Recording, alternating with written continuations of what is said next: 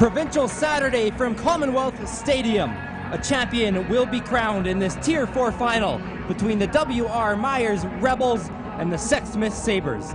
Hello everyone and welcome to the broadcast booth here at Commonwealth Stadium for this IC Live procast of this Tier 4 provincial final. Connor Toffin joined by Rob Herod. Rod, Millwood's Christian head coach, first of all I want to congratulate you on your big provincial championship win yesterday. Thanks very much. And I just want to ask you what it's going to be like for these players coming and playing in such a storied facility like Commonwealth today. Well, they're going to be so excited, and I know the coaches have likely addressed it with both teams. You know, coming to Commonwealth on this field, you know, the fans aren't going to be, it's not going to be 60,000 fans in here, but you know what, the ones who want to be here and love watching football are going to be here supporting these two teams. So those kids there's going to be a sense of overwhelmingness a little bit. The coaches are likely going to be addressing that and getting ready to play football today. And for the W.R. Myers Rebels, it was an up and down year. They started out 3-4. Their coach, Jason Jensen, put together a really tough schedule for them. Now they're here in the provincial finals. What kind of an advantage does it give to them that they've played tougher teams earlier on in the year? Well, for a team to be able to do that and kind of survive is really important. Those kids are now getting used to playing at a very high level against very strong teams. And it can kind of go one of two ways. For them, it's gone well, and now they're in a provincial final because their level kind of gets raised up early, and then they maybe get through some of the things they need to get through this year. All right, we're going to send it over to the in-house announcer for this Tier 4 matchup between the Sexsmith Sabres and W.R. Myers Rebels. You can join us after the starting lineup announcements and the national anthem. Xavier Hall. Number 3, Thatcher Hughes. Number 4, Davis Wozniak. Number 5, Cody Hyde. Number 6, Evan Rabuzik. Number 8, Brennan Abella. Number 9, Mason Workwaka. Number 10, Aiden O'Connor. Number 12, Noah Muland. Number 15, Jorge Garcia Robolo. Number 16, Cade Hansen. Number 18, Colby Hansen. Number 22, Cade Lund. Number 23, Connor Unzer. Number 24, Logan Porter. Number 26, Blake Behrman. Number 28, Alan Clements. Number 30, Bryden O'Connor. Number 33, Kyler James. Number 53, Matthew Janzorek. Number 56, Tyler Harker. Number 60, Damian Hammond. Number 61, Andrew Howitt. Number 65, Tyler Jensen. Number 66, Nathan Keeping. Number 70, Cohen Broadbent. Number 85, Brigham Porter. And number 88, Grayson Litchfield. Head coach Jason Jensen and the rest of his staff.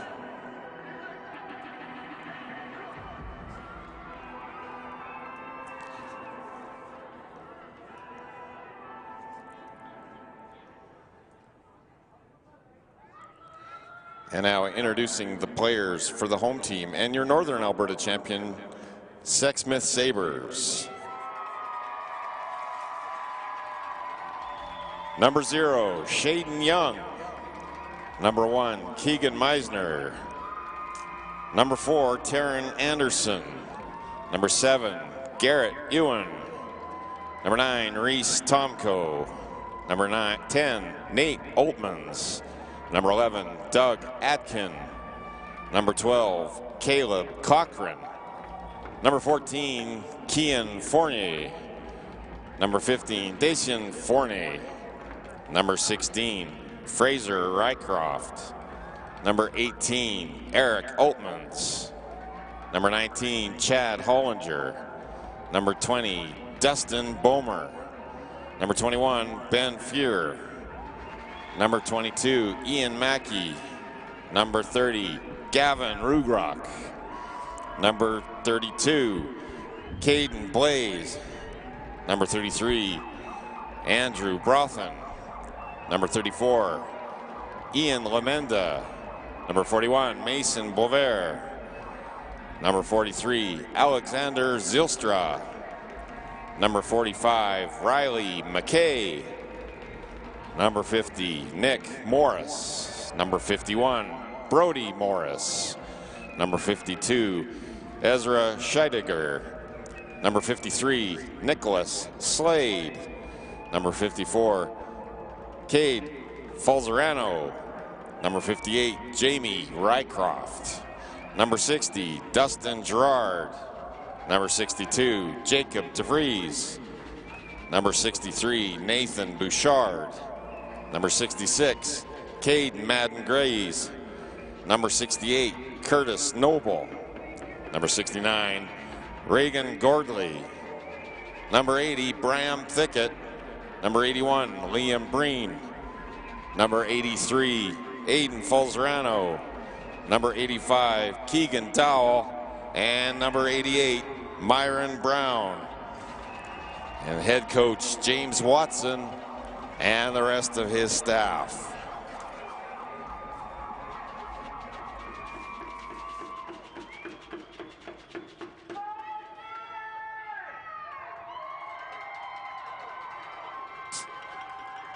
Please now turn your attention to the center field where we will call captains forward for the coin toss. Today's game officials are at referee Brendan Murphy, the umpire Daryl Hearn, the down judge Pierre Ouellette, the line judge Bailey Grabmuir, the back judge Dan Reed, and the back umpire Chris Andrews.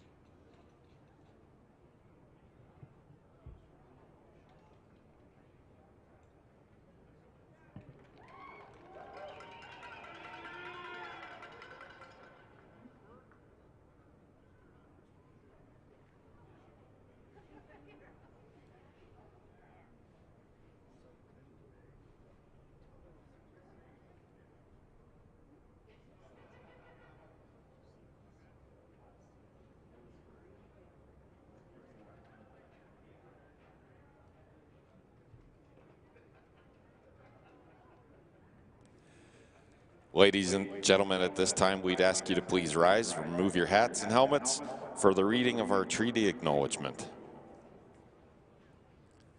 We would like to respectfully acknowledge that this championship game is located on Treaty 6 land, traditional territories of the First Nations and Métis people.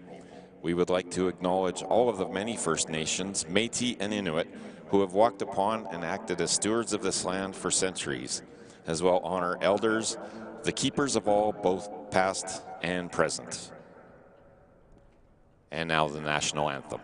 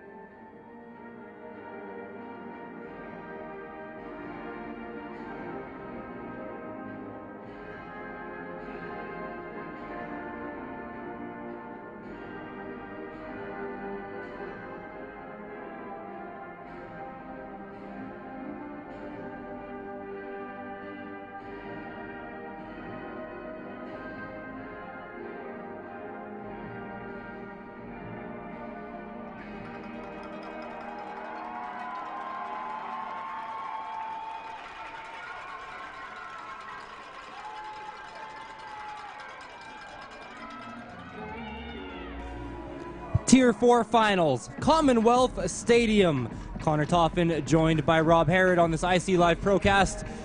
We're just about ready to get kicked off here in this Tier 4 Provincial Final. between the W.R. Myers Rebels and the Sexsmith Sabres. Rob, just about as good of weather as you can ask for, as we're almost in December now. Well, it is gorgeous out there. The sun is shining, which may end up playing into the game a little bit here. We'll see how that goes. But yeah, you couldn't ask for a better day. The field conditions are absolutely perfect for any time of the year, let alone this late in the year. And these kids are going to be excited to get things going here. The Sexsmith Sabres come into this game undefeated after a 39-0 win, a dominant one over Ardrossan.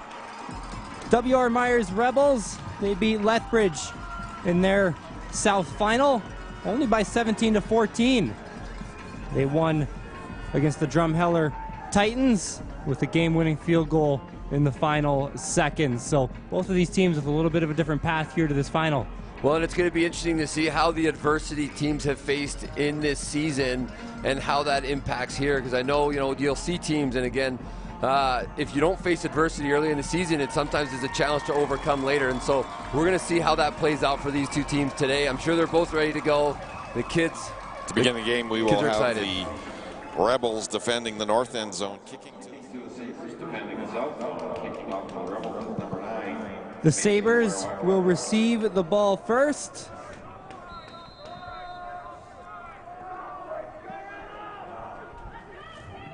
Kickoff at Commonwealth Stadium. It's a short one, received by one of the front men. He'll just go down at about the 52. This will be a good field position for the start of the Sabres drive. Looks a little bit like yesterday's six-man game. Short kicks all day long. Here we go. So interesting call. First play of the game. We'll see how that plays out. Sabres are coming out with Cade Lund as the quarterback. That's not Lund, sorry. That's actually Garrett Ewan. Got my rosters mixed up. That happens at the start of every game. That handoff will go for about 2 yards. A good stop for this Rebels defense to start this game. Yeah, and it looks like on defense they're going to pack it into the box. They brought an extra guy down. You're going to see them line up here as they get ready for the next play. But they're keeping everybody in the box. So I'd be looking to go over top early, but they've got extra guy in the box, no free safety in the middle of the field. Could be some room over the top. Looks like the Sabres are offside. They'll run the play. That pass dropped from Keegan Missner. Flag on the field. Well, and maybe that's some of the early game jitters, of course, being in Commonwealth, provincial finals. All the elements are set to challenge these players, how they can handle this type of environment and this type of game. So the Rebels get the stop. They'll decline the offside penalty and elect to play third down instead. Probably the smart decision. And that'll force this Sabres punt team to come onto the field. Rebels will have a couple returners back.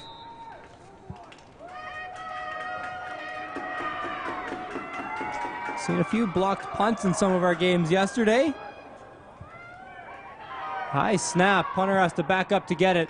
It'll be rolling across the 25 and received. Rebels have possession. They'll take it to the 30 and get tackled there. Good stop for this Sabres special teams unit. Yeah, and as you go back to the opening kickoff, short kick, maybe giving up some field position with a chance to get the ball. They don't get it, but then their defense comes on. So obviously belief in a defense that if we don't get the short kick, as a coach, you're always thinking about that. Can our defense get a stop? Defense came out, did a great job, got the stop where they needed, and now they've got the ball in their hands. Quarterback Cade Lund will open up with this Rebels offense.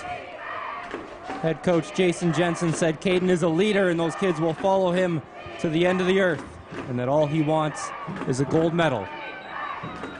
Early whistles. There's a flag on the play. This is going to be a time count violation. We talked about some of those early nerves, Rob. Are those what's coming in here? Well, it could be, but the other piece here is a lot of these games leading up to the provincial finals don't actually have a 20-second clock. Usually officials will count it down kind of in their heads and give the quarterbacks like a warning, hey, you got 5 seconds left.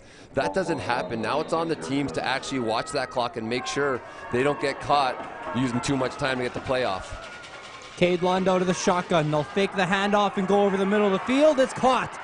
A first down for the Rebels near the 45. Good start for this offense. Wow, great job getting his eyes downfield. And again, the receiver came upfield, to the quarterbacks, right, and just settles right in the zone there. And again, Sexsmith has dropped into a zone, does a good job of settling down, and sometimes young receivers make the mistake of keep running, and then they run themselves into coverage. He did a good job to settle down and get his team in great space with the first down here. That was Mason Raruka opening himself up. This run will go nowhere, right over the middle, stopped at the line of scrimmage. Absolutely no room for Evan Rabusik. Well, and a strong defense here to the run. They played that really, really well. You can see the slot back coming in from the left-hand side, trying to go up with the gap. But again, you know, we got a couple of the Rebels guys on the ground, and the Sabres just stepped up into the hole where they needed to. Cade Lund needs the full 10. It's completed over the middle of the field. Cade Lund, it took Clyer James. Well, and that was tight coverage, and there was a tight window to get that ball, but he threw him into the open spot as he's coming across the middle, just inside your screen, in between two defenders. That was a good spot, risky throw, but it paid off for him. They'll snap it from the Sabres side of the field on their 49. Cade Lund, no one in the backfield, drops back to pass and completes it again. This time it'll be a bit of a shorter one out to Aiden O'Connor. But again, they seem happy to go to the air. They've got 6 receivers. Now they're using their same personnel so they can switch back and forth quite easily. But again, right back out to it. Now there's 6 receivers out. They're feeling like obviously they can get some success through the air here. Go to the shotgun. Once again, no one in the backfield. They'll go to the air again. They're trying to find Raruka, who completes it across the 10 and falls just before the goal line. But he's down at the 1, a 44-yard gain. Well, and everything's clicking right now. Again, perfect ball thrown just on the fingertips of the receiver as he goes downfield. You can see they bring right down the seam. He's trying to squeeze it in there. The free safety came over, but just played it a little bit wrong. Tried to undercut it, and he didn't get his hands on there, and so he wasn't able to get it. They'll try to sneak it in now, and they're across the goal line. Touchdown, Rebels. What a start. Well, you couldn't ask for a better start. You know, they didn't get the short kick. The defense came up with a stand. They had a fairly long field, and they just, like clockwork, moved the ball down the field and put it in the end zone. They'll go for the 1-point convert. Well, and the majority of that was all through the air. And again, you compare the weather this week to last week, it wasn't nearly as nice last week. It was hard to throw the ball in the conditions. This week, it's absolutely gorgeous, and they are loving the conditions to be able to throw the ball out to all the receivers on that drive. It was Cade Lund running it in the end. Convert is up, and it's good. There's a flag down around the 5-yard line. Might have to redo this kick. We'll check for this right away. But what an opening drive. Normally a lot of teams try to set the pace of the game by running the ball early. They didn't care about that whole football game plan. They just went straight to the air. They did. You know, they tried that one sweep from the slot back. They didn't have success, and they were happy to throw the ball. And again, you know, that comes down to a lot of preparing your players, preparing for a team that you may not have seen in a long time. And so you watch film, and these coaches will typically switch film. They trade films. Usually it's 3 games is what they do going into this, and you can watch a lot and find what's vulnerable, what areas you can attack in the defense. And obviously from what I've seen so far, clearly they feel comfortable in their athletes running in space and throwing the ball downfield. That was about a 75-yard drive. This could be a big penalty too. The Rebels went for the short kick last time. Now they'll kick off from the 50 after the penalty on the 1-point convert from the Sabres. This could be a big difference right here. So Rebels will kick off from the 50. It's another short one. Ball is up for grabs, and the Sabres are going to fall on top. That was a pretty big recovery there for Ian Mackey. Well, I love the risk reward on short kicks. And, you know, I mean, it takes a lot for a coach to do it once. It takes even more for a coach to do it a second time, and good on him. He believes in his defense, obviously. They feel like they can have success, and it gives them an opportunity for an extra possession in a game. They can keep doing that if their defense is going to play the way they are. Ewan under center. He'll receive the snap and hand off. They run it down the left side, and it'll be a pickup of about 6 for the Sabres offense. Well, that's good first down production, and that's what you want. You're putting your team in a better position for second down. Again, just coming up the middle, he makes a guy miss in the backfield, which is important. And running backs, you know what? They need to do that. Yards after first contact is an important stat for young running backs to understand and really become effective at. Will be another handoff up the middle. This time, the Rebels defense is right there.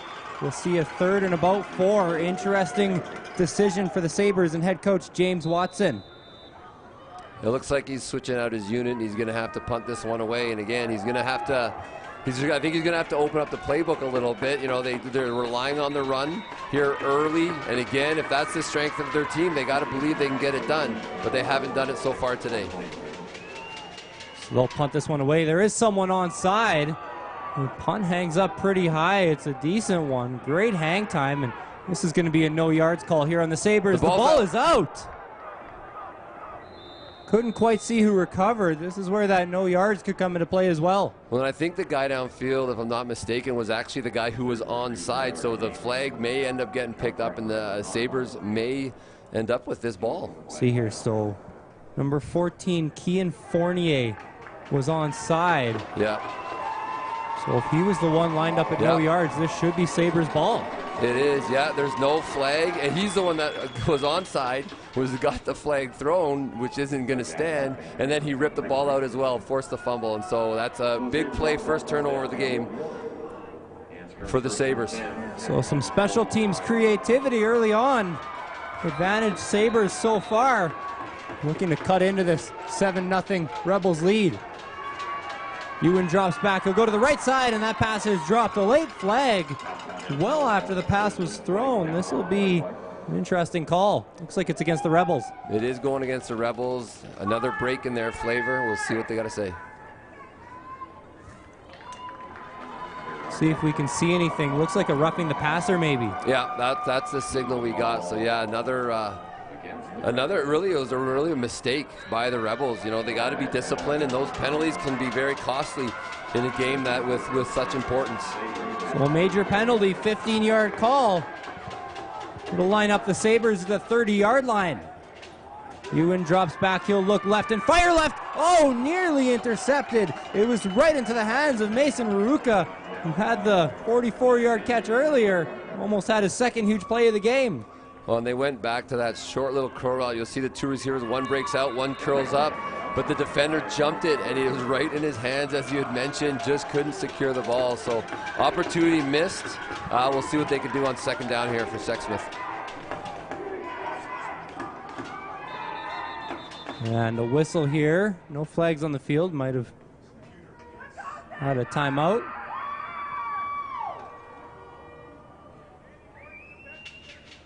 We'll stand over the ball, and they're talking about the center moving the ball up, I believe. Sometimes they'll call that a flag. They will. Usually in high school, they'll give them a warning, and they'll try to make sure it doesn't look like they're trying to move it or whatever. So there's a little bit of leeway at this level of football, but they obviously want to keep it as clean as possible. 2nd and 10 from the 30. It'll be a handoff going right. And that one's not really going to go anywhere. Andrew Brothen had no room down that right side. No, the defense did a good job. Just team pursuit to close that side out, and that's what you need from a defense, right? When you're facing a team that clearly likes to run the ball, and they did a good job pursuing. Now they're facing a 3rd and 6, and it looks like they're going to go for it here. So interesting call early in the red zone. Not sure where their field goal kicker is and if they feel they can do it from here, but here we go, 3rd and 6. They'll need the 20. Snap is off, and they're going to the air towards the end zone. The Sabres strike back. Wow, an extremely gutsy call. Again, you know, 3rd and 6. DBs are going to be tight because they don't want to give up the first down. He's spying. You can see number 10 on the corner there. He's spying the guy running to the out, and the wide receiver snuck in behind. Quarterback made a great read, a great throw to finish off that drive. So interesting how this is playing out. Again, we saw that next short kick. Didn't turn out the way they were probably hoping. Able to come back in this game, and with this extra point could tie it up. Convert is up. It's a good kick. It'll split the uprights. We're all tied at 7. Nate Oltmans found his way to the end zone on that one. That's a critical drive for the Sabres. Again, they gave up the pretty much easy drive to open the game, gave up 7 points. You know, for the emotion of these boys as they embark on this game, being down 7 early that quickly can sometimes take its toll. And again, you want to keep them engaged in the game as much as you can. Great job, great play calling by the offense, obviously aided by a penalty. They ended up getting the ball on the punt. So a lot of factors at play in that drive. But again, in the end, they've scored their 7 and tied this one up. Rebels will look to respond. Last time they were on their field, it was a touchdown of their own before that onside punt. Could be a game changer. We've seen both special teams units really just trying to keep possession today. Yeah, they have. Well, every possession counts, right? If you feel you can move the ball, if you get an extra possession, that can be the difference in a game like this. Kick is off from Dustin Bomer, and I was checking my roster. I think he just whiffed on that one, so we'll see some flags, and this is going to be great field position for the Rebels. Yeah, that is interesting. I haven't seen a lot of that. That is really unfortunate for Sexsmith, because they are going to get the penalty too for touching that ball and downing it there. So we'll see where this ends up, but it's going to be good field position. You're right.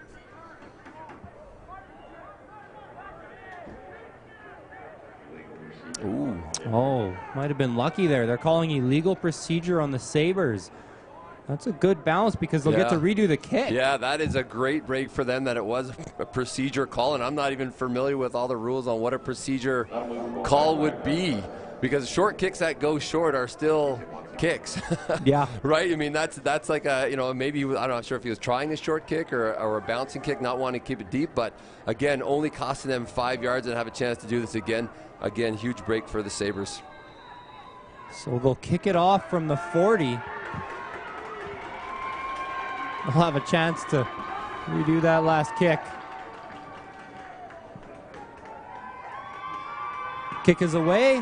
Pretty good one. It'll bounce just before the 30-yard line. It'll get picked up there. The ball is out again. Have the Sabres recovered? First signal is they did. I think it's going to be Sabres ball.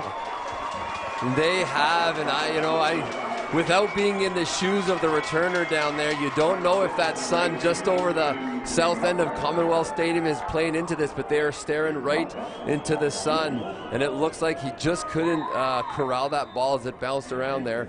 And like you said, big break again for the Sabres. Looked like Bram Thickett was the one to recover for the Sabres. So 3 straight possessions for this Sabres offense. This Rebels defense got to be getting tired. It's a run out to the left, right near the first down stick. A 9-yard gain for Ben Fair. Well, in that time they got the edge. They didn't earlier, but again, coming on the sweep with 1 extra blocker. You can see that. And again, England to the sideline. And I think he came up, like you said, just less than a yard short. And we've got someone down on the field there. Yeah, there's a Rebel taking a knee. And like I said, this is their 3rd straight possession on defense. They've been turning the ball over on special teams. Are they exhausted right now? They're definitely tired, especially early on, to stay on the field. Again, their offense did have a long drive, but it wasn't a lot of time. Like, they did it quickly. And so, again, they're probably a little more exhausted than they usually would after staying on the field, but it is early in the game. That type of turnover incident later in the game could be very, very costly, because that's where the exhaustion will start to set in. Couple late subs here for the Rebels as they'll pull some players off the field.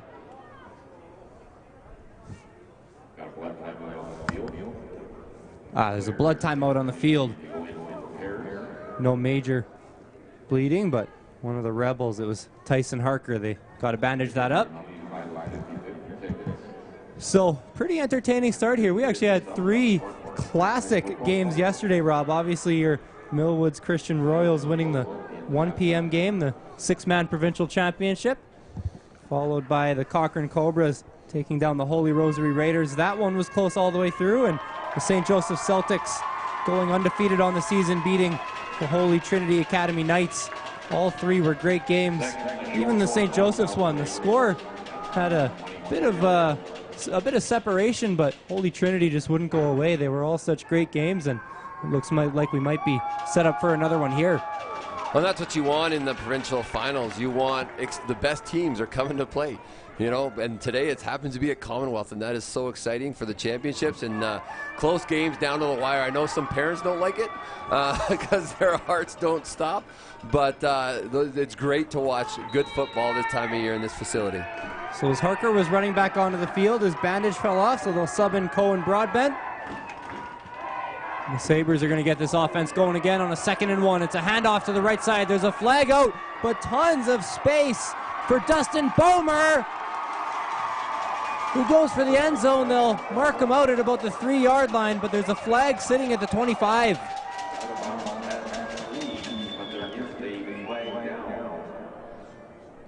It's going to be interesting to see what this flag is. And I think I caught it on that replay. I'm not sure if we can get that again. But the wide receiver looked like he came in and cracked one of the edge linebackers.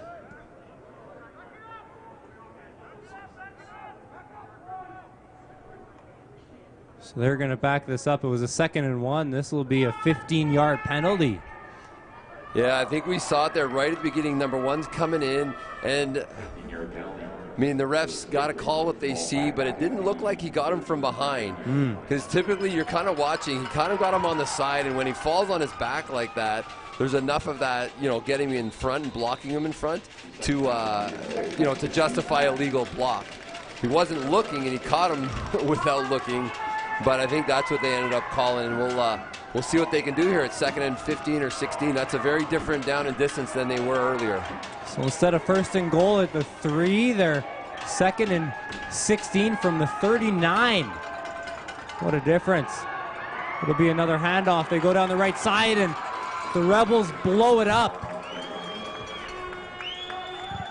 Well, it's a pretty conservative call considering the down and distance and where they are on the field. I think, you know, getting downfield, taking a shot, because now you don't want to do anything on 3rd and 15 because it's going to be a really soft defense. So interesting decision on 2nd down after having some momentum. They may have just kind of lost it on this drive a little bit. We'll see what the Rebels can do if they can get the ball on this special teams play, because so far today they've struggled with special teams. Rebels have 2 returners back on the punt. Remember, last time it was an onside punt. They'll do it again. This time it'll be a kickoff to the right, bounces around the 5, received it cleanly. They'll take it down the left side, and out at the 23 is Mason Ruruka. Yeah, we got another flag close to where the returner was. We'll see what we can catch here, but I'm guessing it's probably an illegal block. Yeah, it looks like the player gave the ref a little look, threw his hands up, and then the flag came out. So, again, justifiable. Looks like he got hit in the back, but he definitely pleaded his case early in that play and ended up getting the flag. Refs still discussing. Going around the 15-yard line. Pretty decent crowd here today at Commonwealth. St. Joe's Celtics, provincial champions from last night, ended up sticking around, stayed overnight to support the Sexsmith Sabres.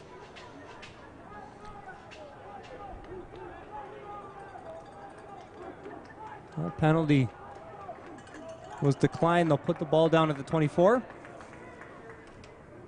Well, interesting, we didn't get to hear what that penalty was, because it obviously worked in favor of the Rebels. So they'll snap it to Cade Lund, who looks left. It's a quick throw in their 2nd drive of the game and a completion.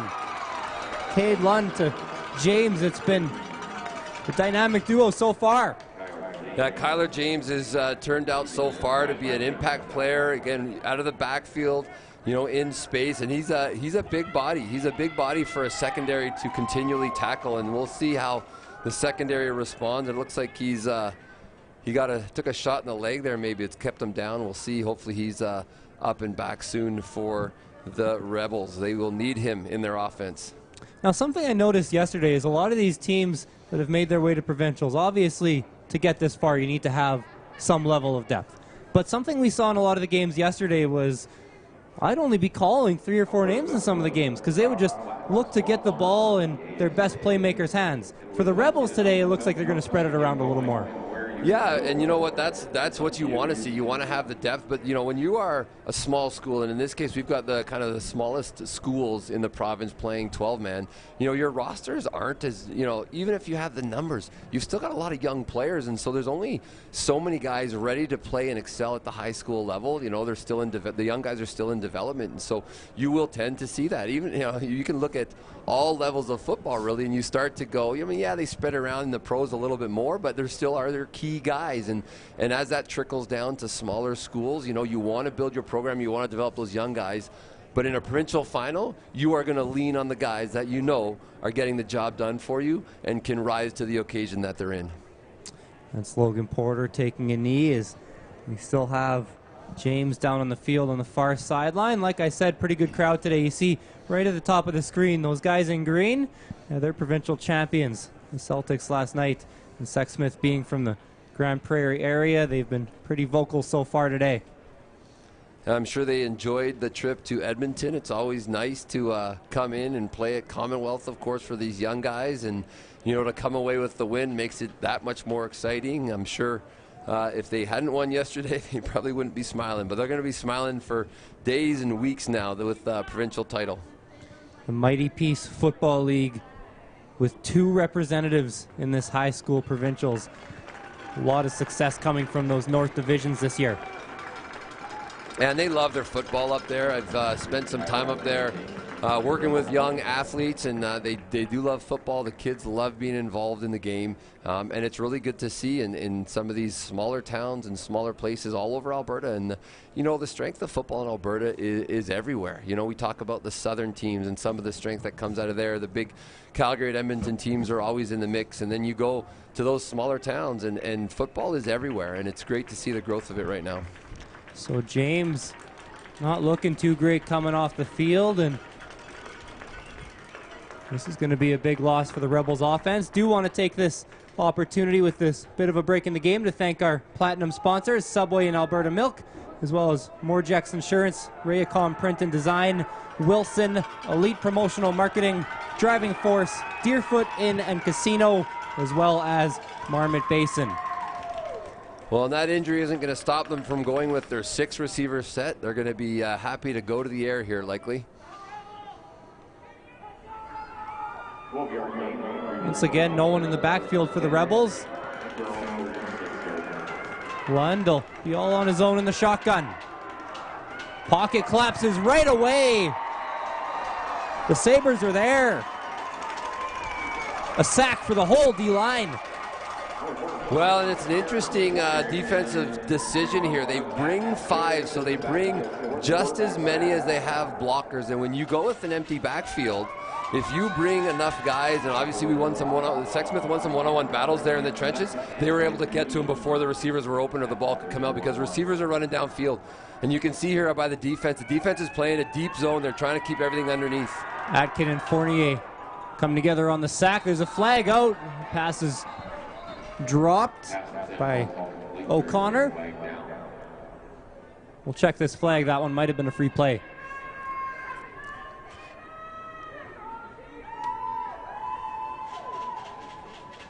Indication is offside Sabres.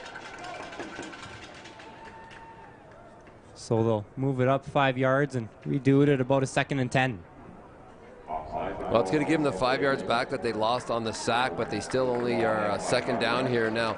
And that's one of the things in football. If you're going to decide to empty your backfield, there's now no run threat other than the quarterback, which sometimes is not a super mobile quarterback like you'd have a running back. And so the D-line can pin their ears back and go. Low motion, O'Connor to the left side. Lund looks over the middle, and it was just out of the reach of Veruca, who couldn't quite reel it in.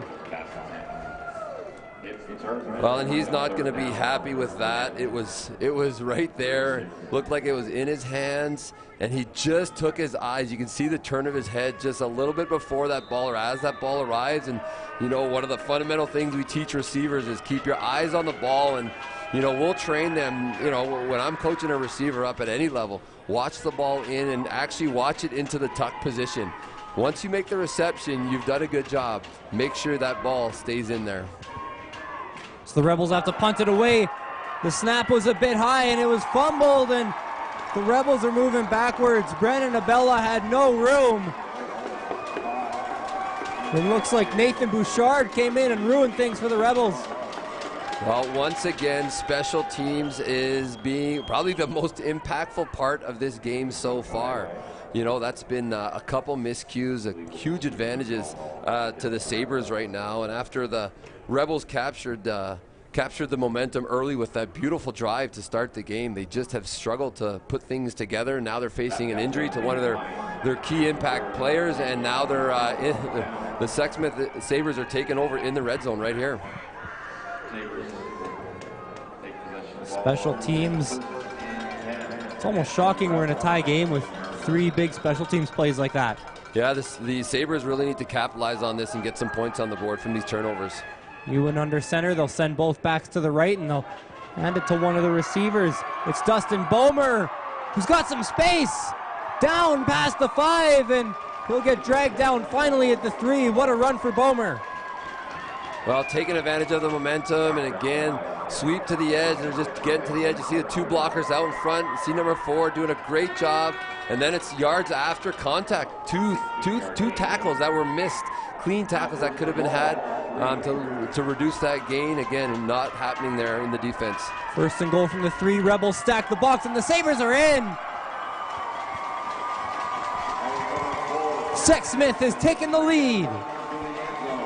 Well, and that's what they need to do when they face a situation where they take advantage of a turnover, get the ball in the end zone, and they're going back to the run, which wasn't working earlier, but now the run seems to be working. Again, just some grinded out football there. We're going straight ahead, we're going to go man on man, and we're going to get the ball into the end zone, and they were able to succeed there. So they'll go for the 1-point convert. It'll give them a 7-point lead, and kick is up and straight through the middle from Myron Brown.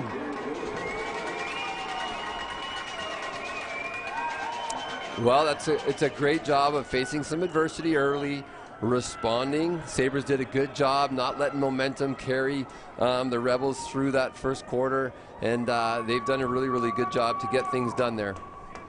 And capitalizing on that turnover, you know, you almost lose momentum instantly if you get the ball in field position like that and don't score. It's almost an instant thing because it's a huge win for a defense to be able to stop them. So great job by the Sabres to get that one into the end zone with the strength of their backs in their running game.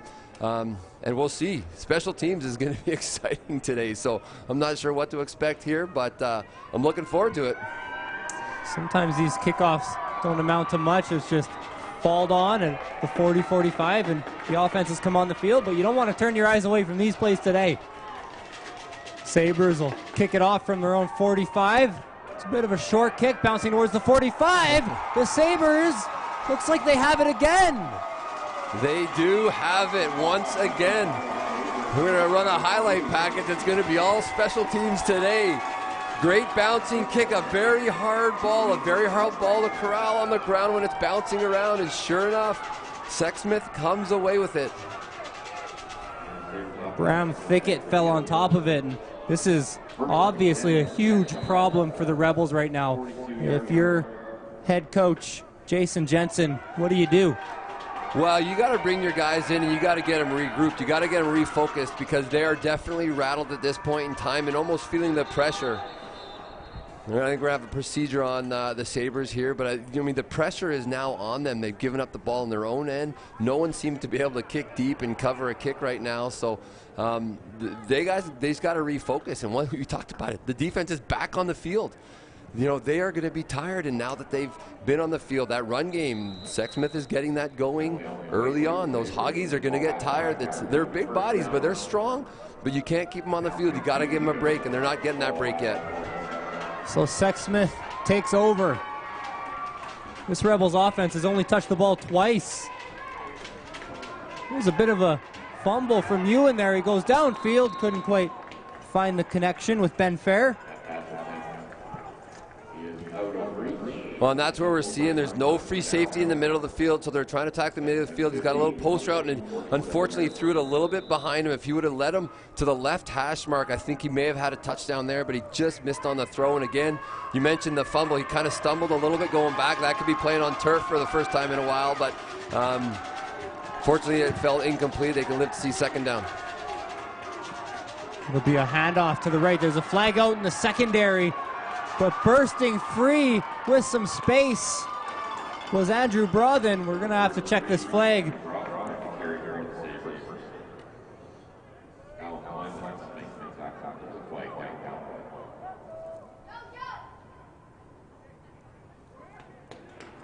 Holding. It's going to be a holding against the Sabres. We'll see. We'll see what the decision is here by the head coach. It would be 3rd and about 5. Otherwise, it's a 3rd down and a long ways.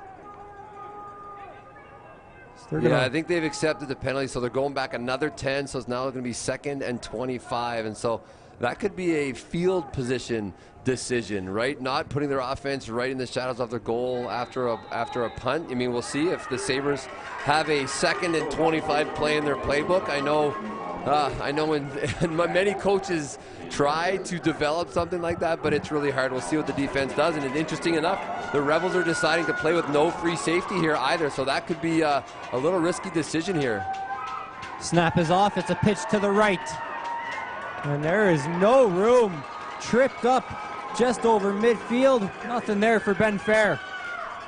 Well, again, interesting decision. You know, having an opportunity down the middle of the field. And I know in past years, as I've coached different high school teams or you played on university teams, you know, when you see the middle of the field vacant and there's no free safety, you typically have a hot call, and you want to send your best athlete, one of your 2 slot backs, right to the middle of the field because there's no help there, you know, and then your quarterback knows it's coming. He's getting rid of it early because they're bringing more pressure, and you get it out. So it's going to be interesting to see if they adjust to that. They did go to the air a little bit.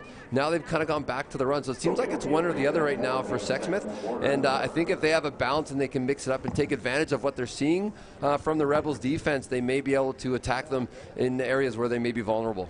So they'll flip the field at the end of this quarter. We're heading into the second. 21 points scored in that first quarter. Could have easily been more. Also want to run it back to that last Sabres touchdown. We didn't have a number 4 on our roster. He was listed as number 31, so that was Taron Anderson that scored that last one for the Sabres. Won't do it again on this drive unless they convert this. It's a fake.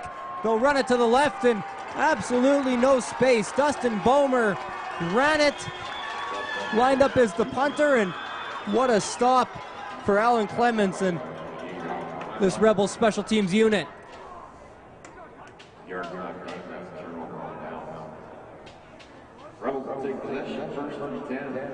With the way the Rebels have been receiving these kicks, that's almost a bit of a gift, isn't it?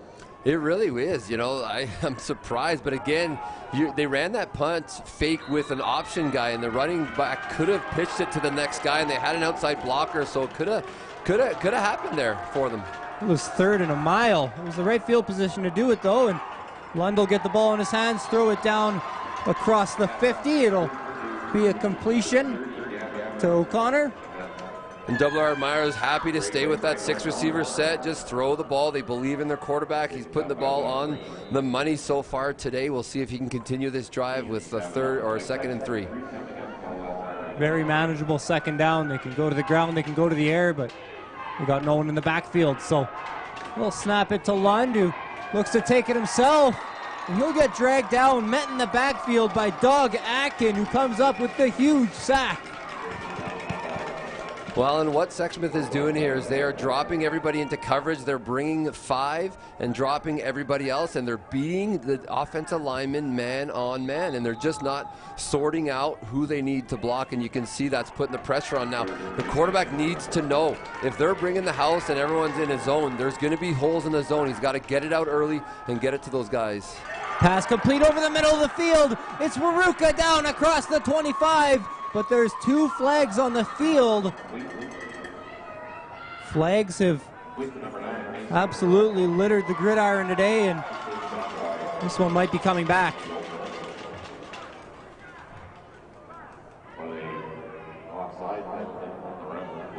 Usually when it's offside on the offense, it's going to be on one of the receivers, and you hate to and I couldn't quite see who it was, but again, you hate to be the receiver that catches the ball, but it just always happens that way. You end up being offside, and you're the one who catches the ball, and you're taking away your own catch. So we'll see what they can do here. Again, now 3rd down. Looks like they've now are going to be forced to punt because of that penalty.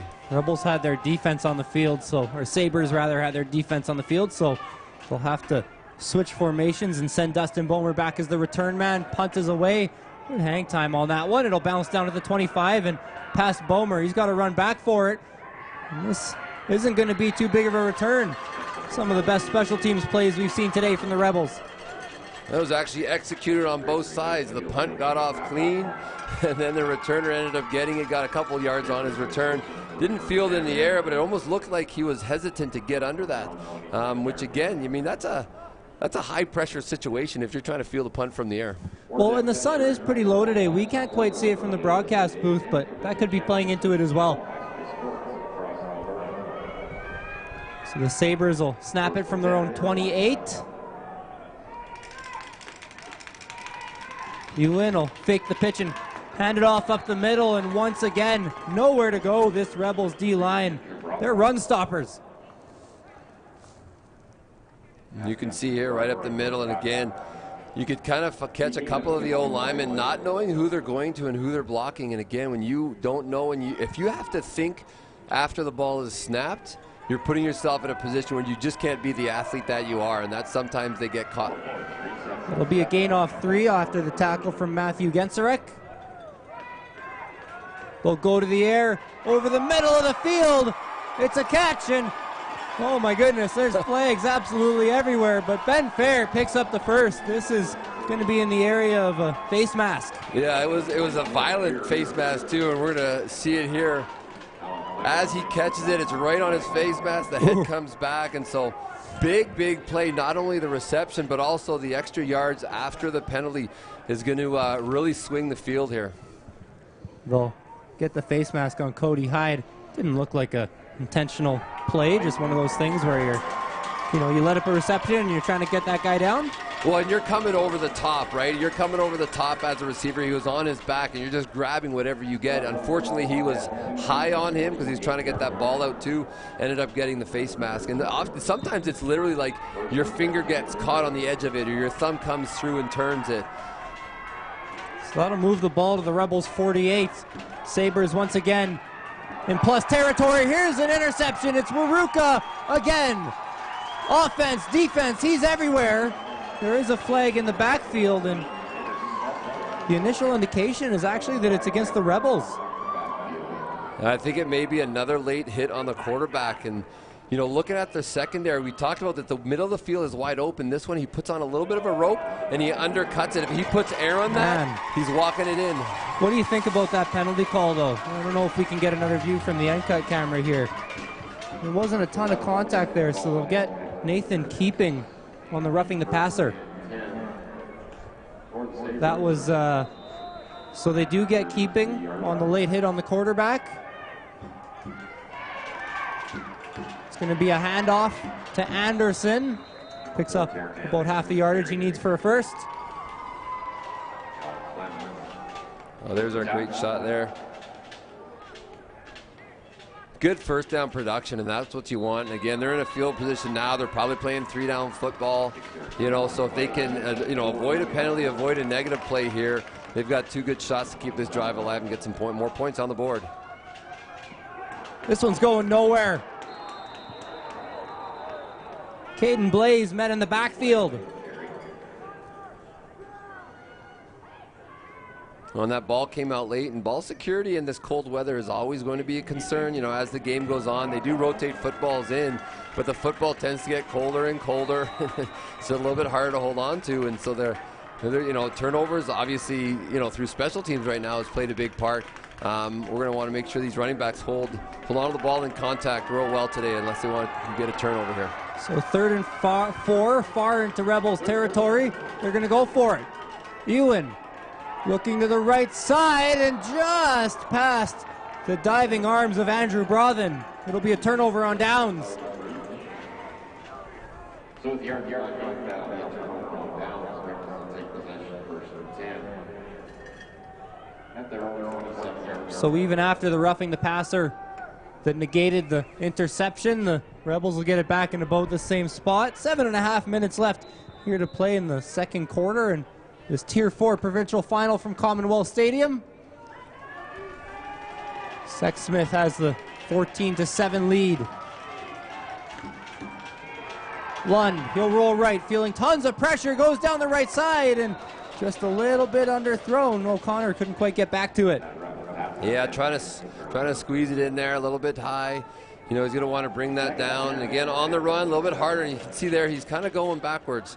And so it's a little bit, it's a tougher throw because you try to get your quarterbacks to, if they're rolling out, they want to attack the line of scrimmage. In that case, he was kind of retreating. And so it's a little bit harder to be accurate for great quarterbacks, let alone high school quarterbacks. And so fell incomplete. And here comes the pressure. Yeah, tons of pressure again. Lund is met in the backfield. And chalk that one up as a sack for the whole D-line.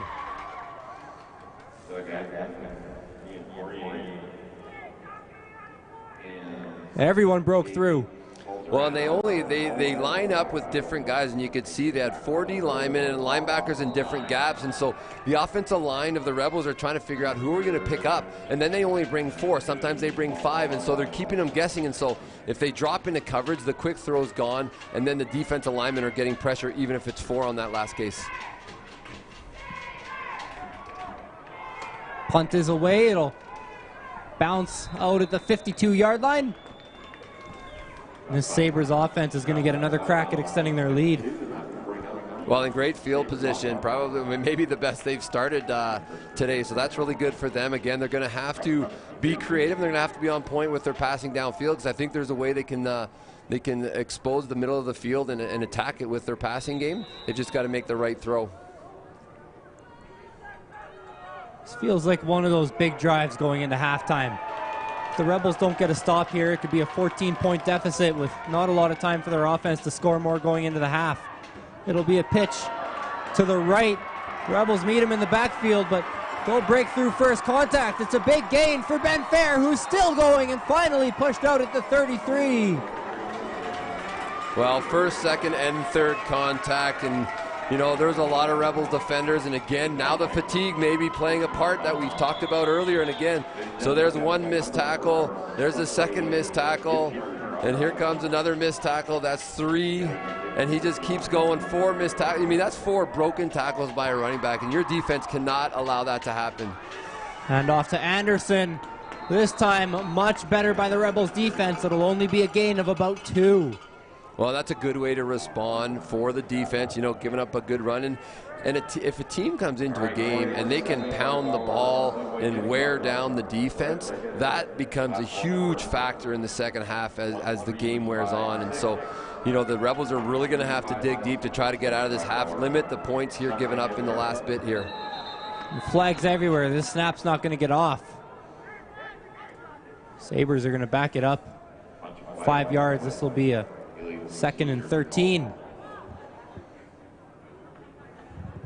Yeah, definitely not nearly as favorable second down position, but it seems to be coming in chunks or no gain. So we'll see if the Sabres have something here that they can gain this first down. And once again, you're seeing the Rebel defense, you know, stack the box, middle of the field's wide open. We'll see how Sexsmith decides to attack this.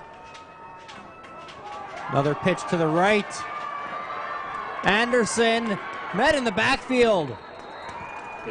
That's Mason Maruka with yet another play for this Rebels defense. There's a fight for the ball at the end. I think they're going to rule him down. Yeah, the whistle went before anything happened, but you could tell at the finishing of that play the defenders were on the ball. They were literally grabbing the ball, and you can see here he's got it tucked away, which you want to have to do on the outside, but he's got the ball and he's holding it, and he's like dragging the ball. And that almost popped out. It was really close. I mean, and that's tough with only one hand. He tried to get it in and hold it, but he couldn't pull it back in, and so it was exposed there definitely for the defense. Connor Unser was the other player who made his way into the backfield. They'll go for it. 3rd and 12, and that one's going to be thrown behind Dustin Bomer, and it'll be another turnover on downs. And this Rebels offense is going to have over 4 minutes to work the length of the field. Well, and they're attacking the middle of the field. Like I said, we just got to get the ball out in front of the receivers, and they are off and running. They just don't seem to be able to get the ball in the right place.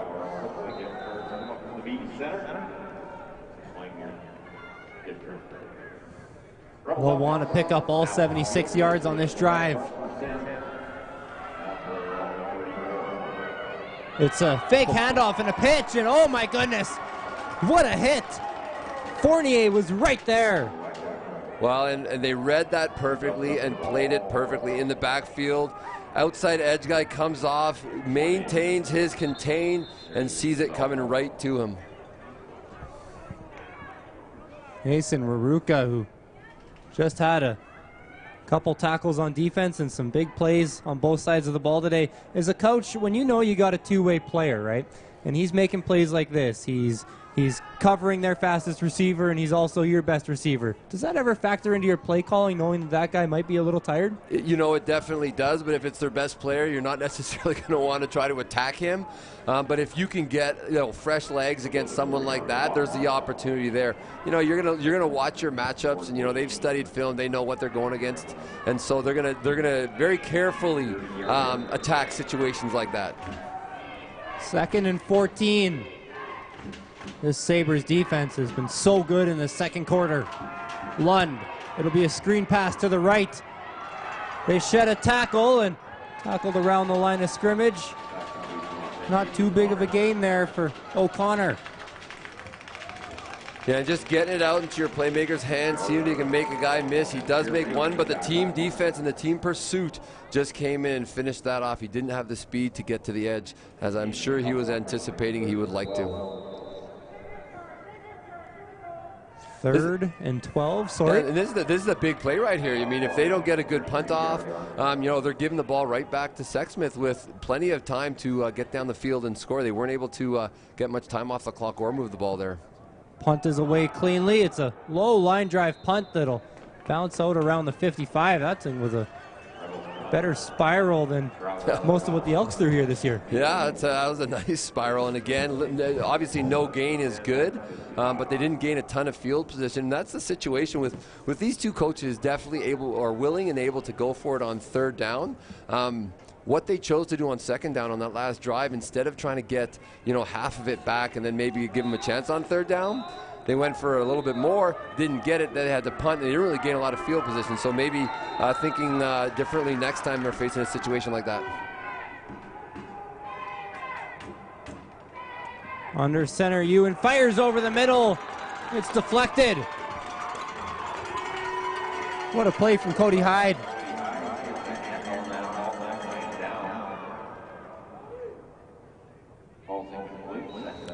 Well, I think what they're doing on offense is exactly what they need to do. Now they just need to execute it.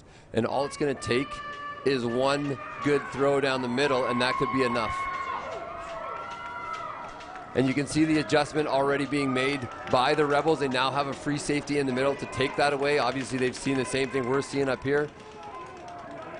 They'll snap it right from midfield, and this run's going nowhere. Neither team here in the last 5 minutes has find that balance and that mix on offense to get something going. Really, both teams have had an opportunity to do something great going into the half, a couple opportunities each, and neither seem to be able to do that right now. So we'll see what the Sabres decide to do here. If they punt it away, if they run a fake, we already can see based on their lineup, there's one guy who's onside, and he's going to still be onside. Nice high kick. That's exactly what you want. The kick is dropped. Were they able to fall back on top? Flags out late as well. Well after the play, that could be in the area of unnecessary roughness. It will be Rebels ball.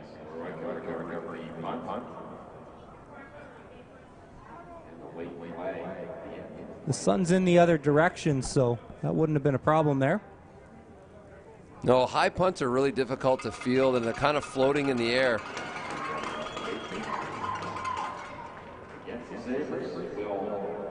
So the penalty came after the play. This is going to be huge. They're moving the ball up to the 41. Well, it definitely takes the pressure off the Rebels. They're not so far in their own end. They've still got some work here, but again, another opportunity. 2 minutes left, lots of time to move the ball, and they're coming out with 6 receivers.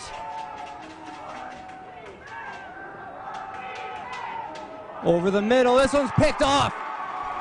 The Sabres are going to get the ball back, and that's if they don't score. Oltmans down at the 23 and a late flag.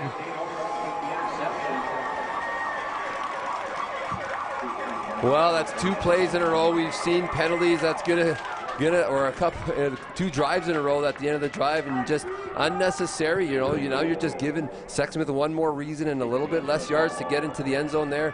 And again, he's out of bounds, but he takes that extra little shot, and that's where the discipline comes in.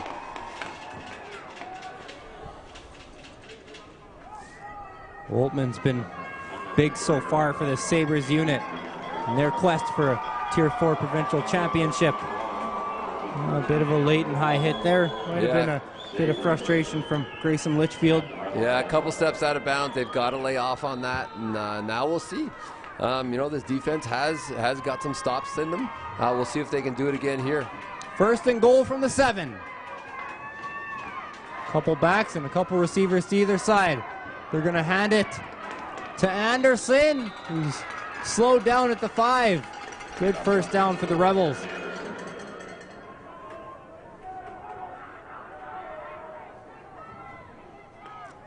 Yeah, they're willing to go to the run game, and I think, they've had it's been tough slugging up the middle. I mean, this interior of the Rebels defense has been quite strong.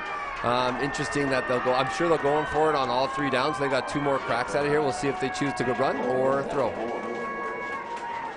They'll pitch it. Anderson makes a man miss, diving towards the goal line, but he's down at the 1. This is going to bring up a 3rd and goal, and this Rebels offense is going to stay on the field. You can see the coaches on the sideline saying, run the clock, run the clock. Maybe they're saying to get the snap off. Ewan gets it. It's a good push. He's in. That was a big stand. I don't think he got in by much. Obviously, the ref was right there and saw the whole thing, but defensive line, you just see they stand it up. It's a huge pile, and it's not moving a lot, but obviously the ball got across the line just enough before the quarterback got pushed back. And again, close to a great stand. Unfortunately, for the defense and the Rebels, they just couldn't keep him out of the end zone. And again, we got to look back at that 15-yard penalty, right? That put them in a great field position, and that could be one of the things that cost them there. There's a flag on the convert. So Ewan finds his way into the end zone, running right behind his 2-0 linemen down that left side of the line, Jamie Rycroft and Reagan Gordy. One other thing going back to that goal line play is you could tell the defense is getting tired. And you could see at the start of the play, there's actually some of the D linemen were standing up, catching their breath. Hands on the hips is one of those things that they always talk about with a defense. Is when you start seeing guys walking around with hands on your hips and even just looking down on the field as they listen for this call. A couple guys are doing that. That fatigue is starting to set in. They're definitely going to need to get to this half and get a break for that defense, get some water in them.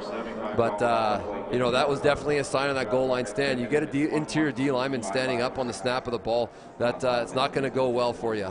You want to get down, get low. So it's a too many men call, looks like, on the Sabres.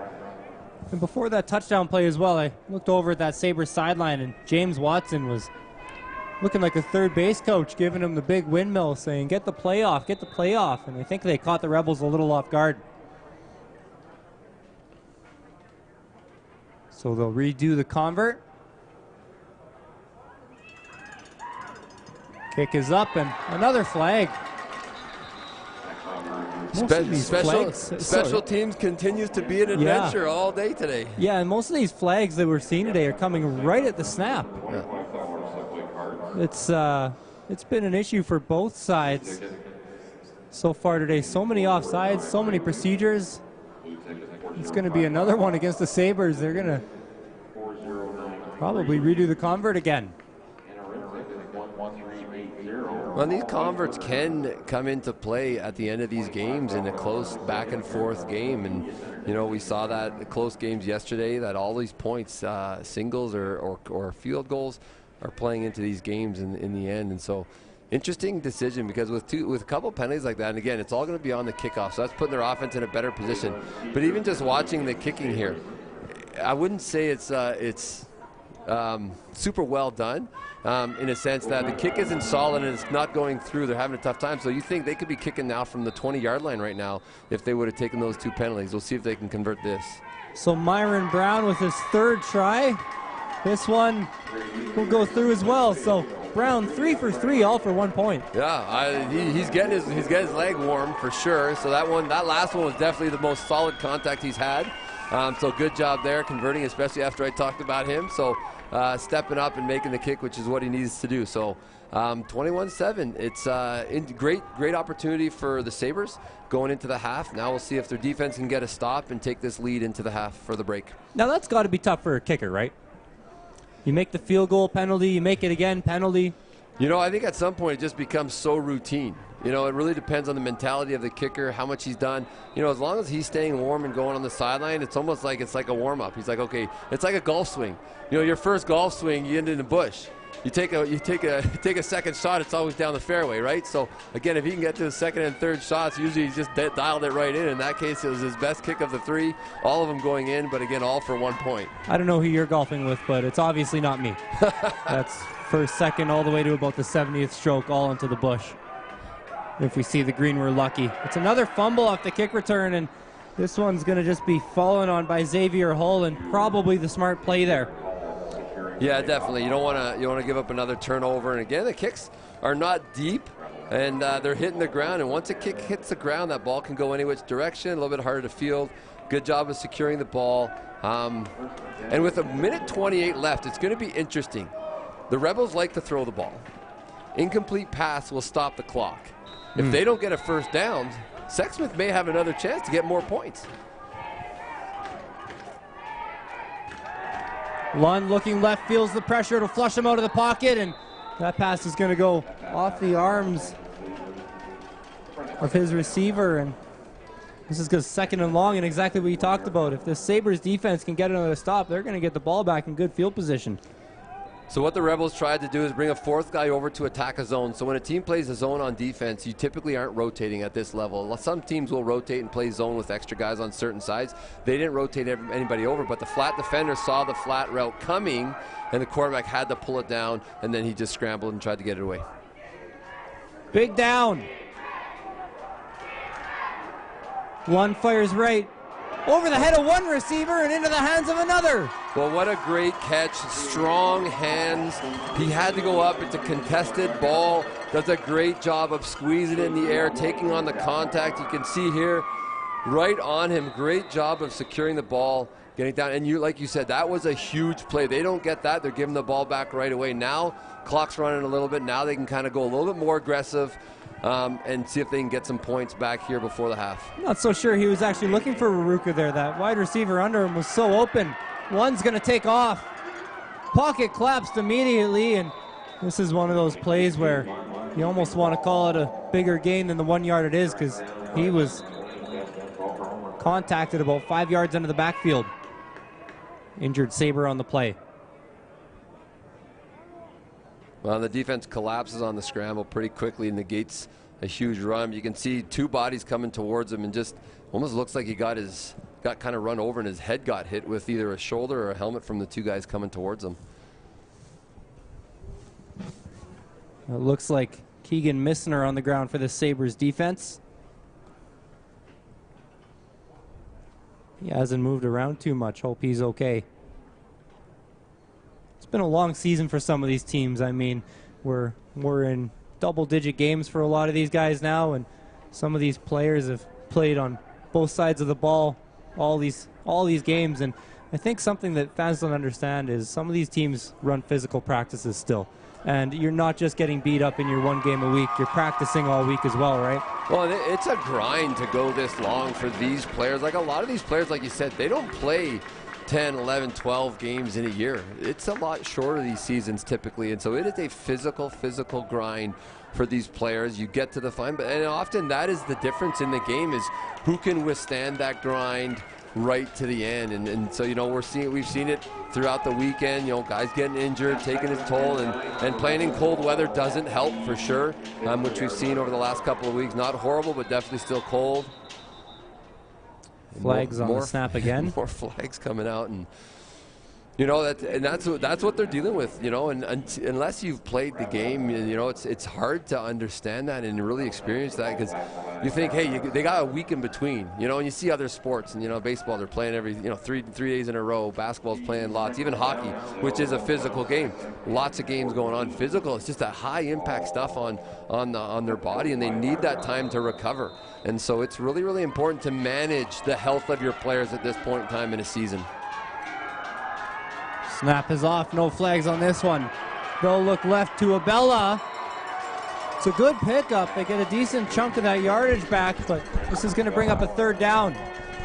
Well, I love the call in a 3-deep soft defense is what you need to do. Get it to them.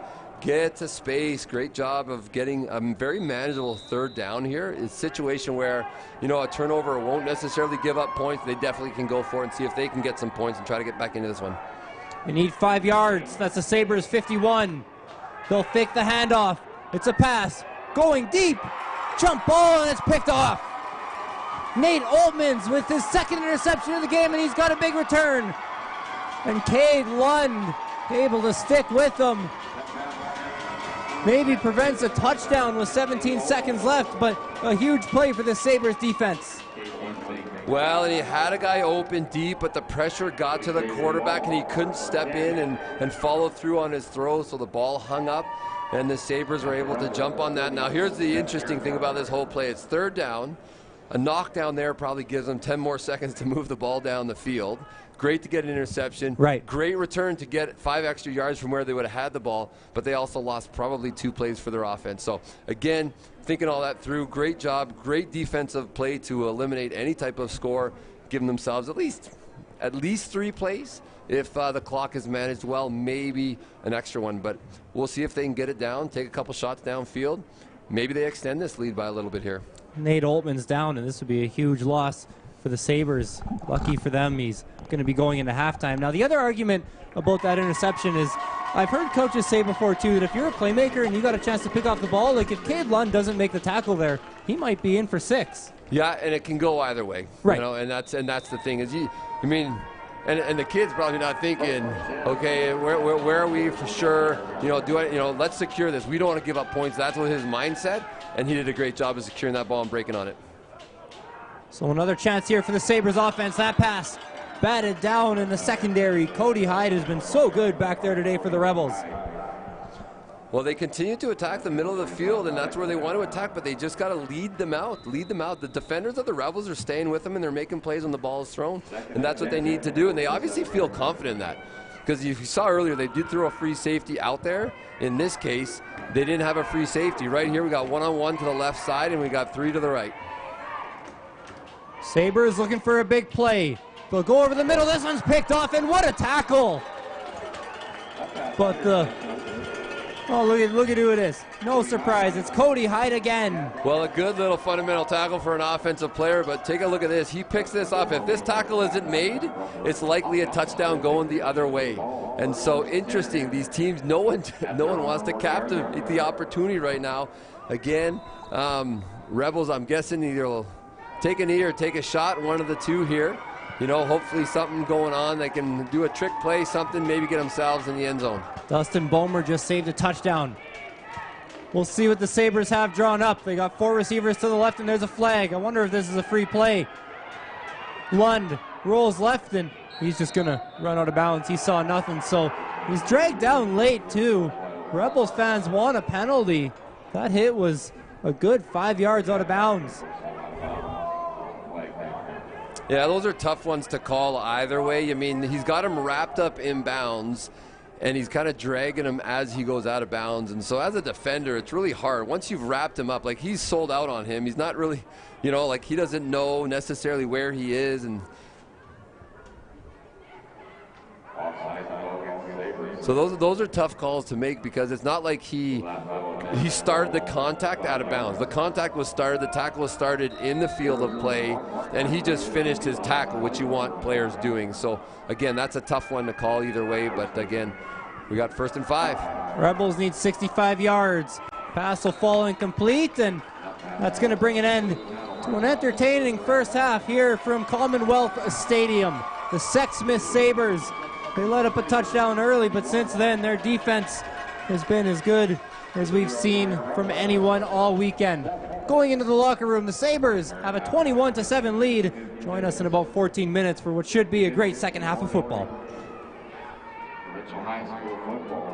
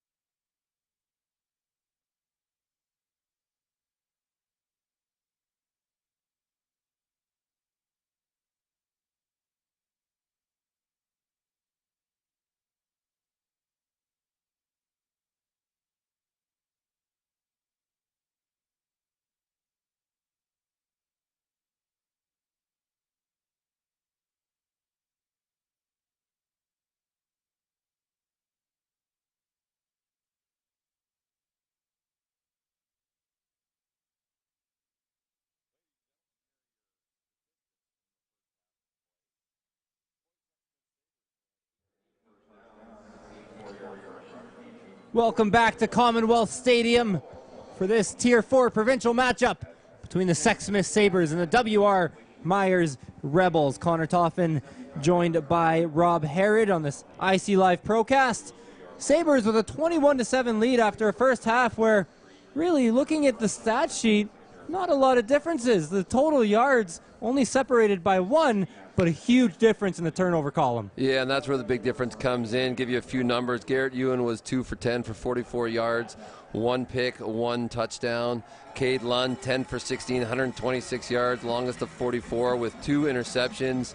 On the ground, the net rushing for the Sabres was 84 yards, and the Rebels only 3 yards. So clearly, Lovin going to the air and not attacking them on the ground. And again, we have turnovers were huge. So we had really, it's 5 turnovers to 1. Now, if we count turnovers on downs, and a lot of teams are going for it right now, the Sabres had 3 turnovers on downs with 1 interception, and the Rebels had 1 turnover on downs, but they had 3 fumbles and 2 interceptions. So 5 turnovers, and the critical piece about those is they're all in their own end. And so the biggest stat is turnovers, but again, definitely one team wanting to win this in the air, and the other team right now with a big lead because of turnovers. So the Rebels are going to start with the ball. I shouldn't say that, actually, the way this game's been going special teams wise today. It might be another short kick. It could be. It's going to start on the foot of the Sabres. Let's just say that. Yeah. Who there we go. touches it next, we'll see. There we go. So it should be the Rebels starting with the ball. If they can recover. Sabres are onside, or offside rather, so the Rebels receive the kick cleanly. They'll return it just up past the 35, and I don't think they'll want to redo the kick. I don't think so. We'll see. It's interesting, though. Not great field position after a kick, and it really is the first kick we've seen that has gone deep. So we'll see what they do here. I know if I was coaching in a 6-man game, there's no way I'd get them to kick again, because that's always a risk, because it's a lot of short kicks and possession can change quickly. So we'll see what the Rebels do. Looked like Thatcher Hughes on the return. Looks like indeed they're content to start on their 36. It's a pretty average starting field position here for this Rebels offense. They've been going to the air so much today. Haven't really even threatened a running attack. I'll talk to you about that a little more after this play. So here's Cade Lund. Down by 14. They need to get the offense going. And commentators curse. There you go. They're going to run the ball down the right side. And they're brought down. But Evan Rabusic with maybe actually the best run of the day. It was. Well, I think he eclipsed their total. Going back to that, I think their total rushing plays was 3. 3 plays for 3 yards. Yeah, so again, 3 plays for 3 yards. So that just doubled that, or tripled that. You got 6 yards there. And some of those were quarterback runs, too, off of a pass play. So it's been tough sledding for this there Rebels we go, offense, right back to the ground. Here's another one. We'll find some space down the right side. Rabusic with the 2 best runs of the day for this Rebels offense. This is an obvious case of halftime adjustments. Well, definitely. And again, when you are playing a soft 3-deep defense and your defenders, your corners, your free safety are deep at 8 to 10 to 12 yards, you're playing 12. You're really playing on the short side. You're playing outman. You're going to outman them on the short side of the field and the wide side because they've got so many guys deep. And here again, they're really deep, and so they're going to be content to run that sweep. Same play 3 straight times. This time Rabusic cuts it back over the middle. It's a gain of 13 and a first down for the Rebels. 3 guys bailing out. You're playing 12-on-9 right now. And so now the Sabres are going to have to figure out how are they going to adjust, because he wasn't touched until he was past the first down marker there. I do like how the Rebels now are integrating the run with the same personnel package and with the same original alignment. You see there's still receivers out there bringing guys in, bringing them in motion. Now they'll go to the air. They look over the middle. Nearly picked off. It was batted up into the air and just out of the reach of Ben Fair. Nearly picked off twice. Hands on it early, hands on it late, and neither of them were able to corral. There's once, there's twice. And good break for the Rebels to retain possession and have a chance here out 2nd and 10.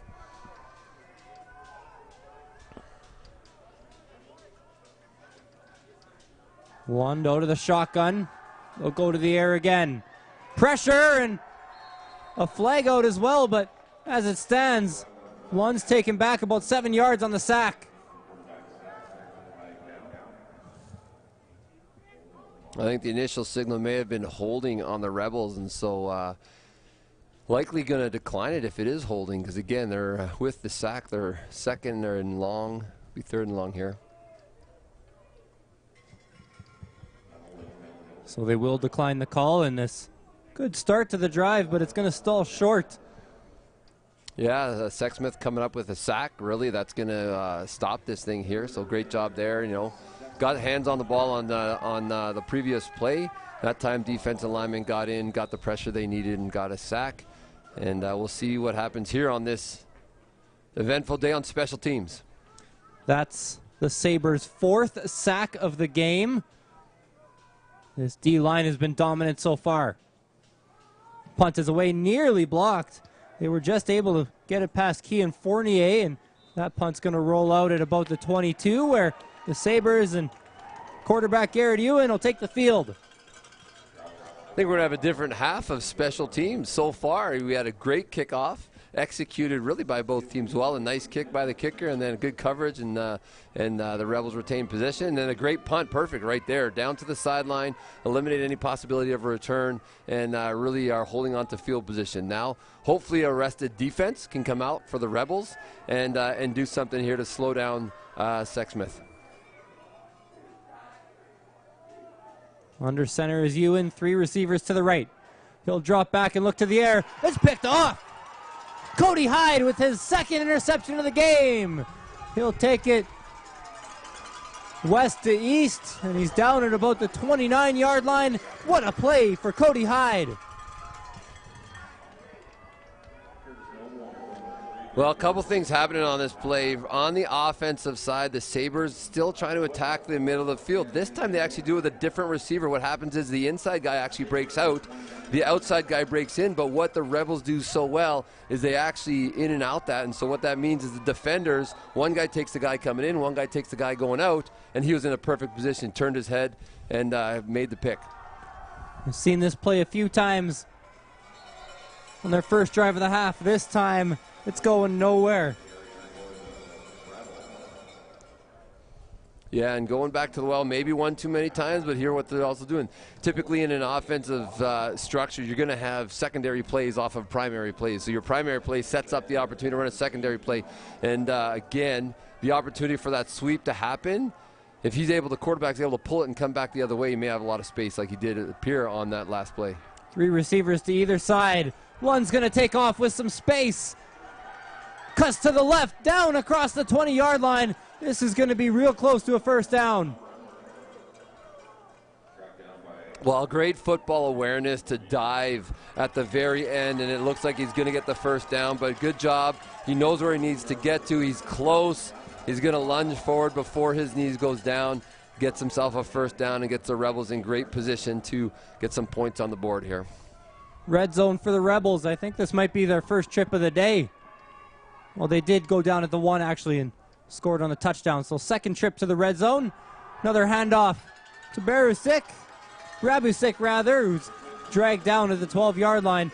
That's about the 5th time this quarter we've seen that almost exact same play.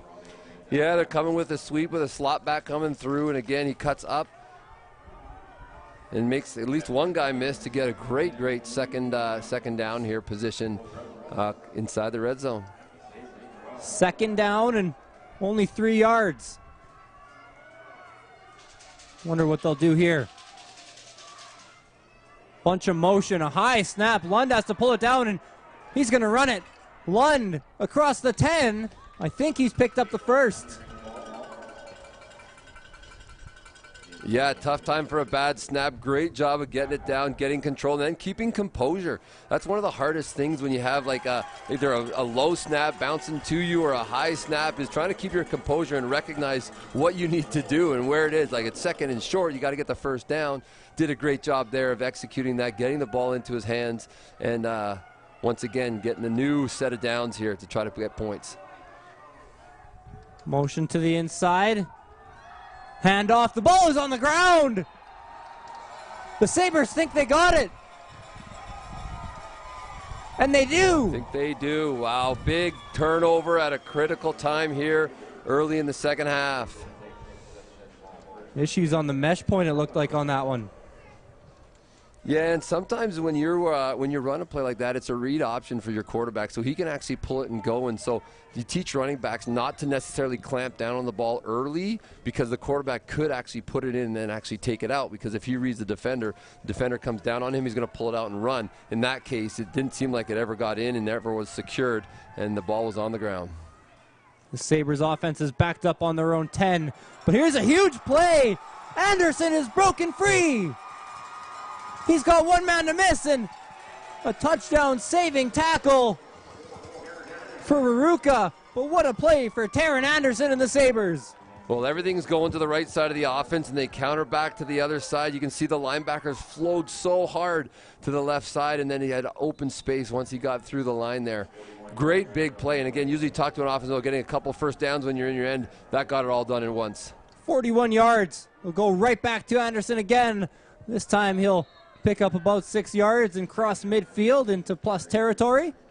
Well, and even on that exchange, you could see it wasn't super clean, and it was almost like he bobbled the ball for another step or two after he got the ball. So they're going to want to watch that. It's turned out to be a big part here. Here's our replay on the long run, the counter back side, going against the flow, makes the one guy miss, and then it's a foot race. And Rebels did a good job getting there to save the touchdown, as you said. But again, huge play for Sexsmith. We'll go back to the run again. And that one's going to be near a first down marker. This looks like it might be a bit of a generous spot. Well, it's going to be close for sure. They're taking a close look at this one, and they give him the first down right off the hop. There we go, moving the sticks. Sabres offense hurries up to the line, and they'll look to get a playoff right away. One of the officials standing over the ball. They would have snapped this forever ago had they got the clock going. So Sabres, quick snap back. They'll run it to the left side.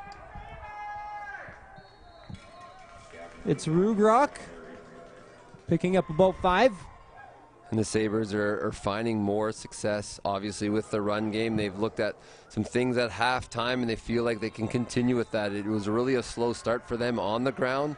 They opened things up and got a little bit of running going. Now they're definitely coming back to that, and they feel like it's working well. Play action. Ewan's in trouble.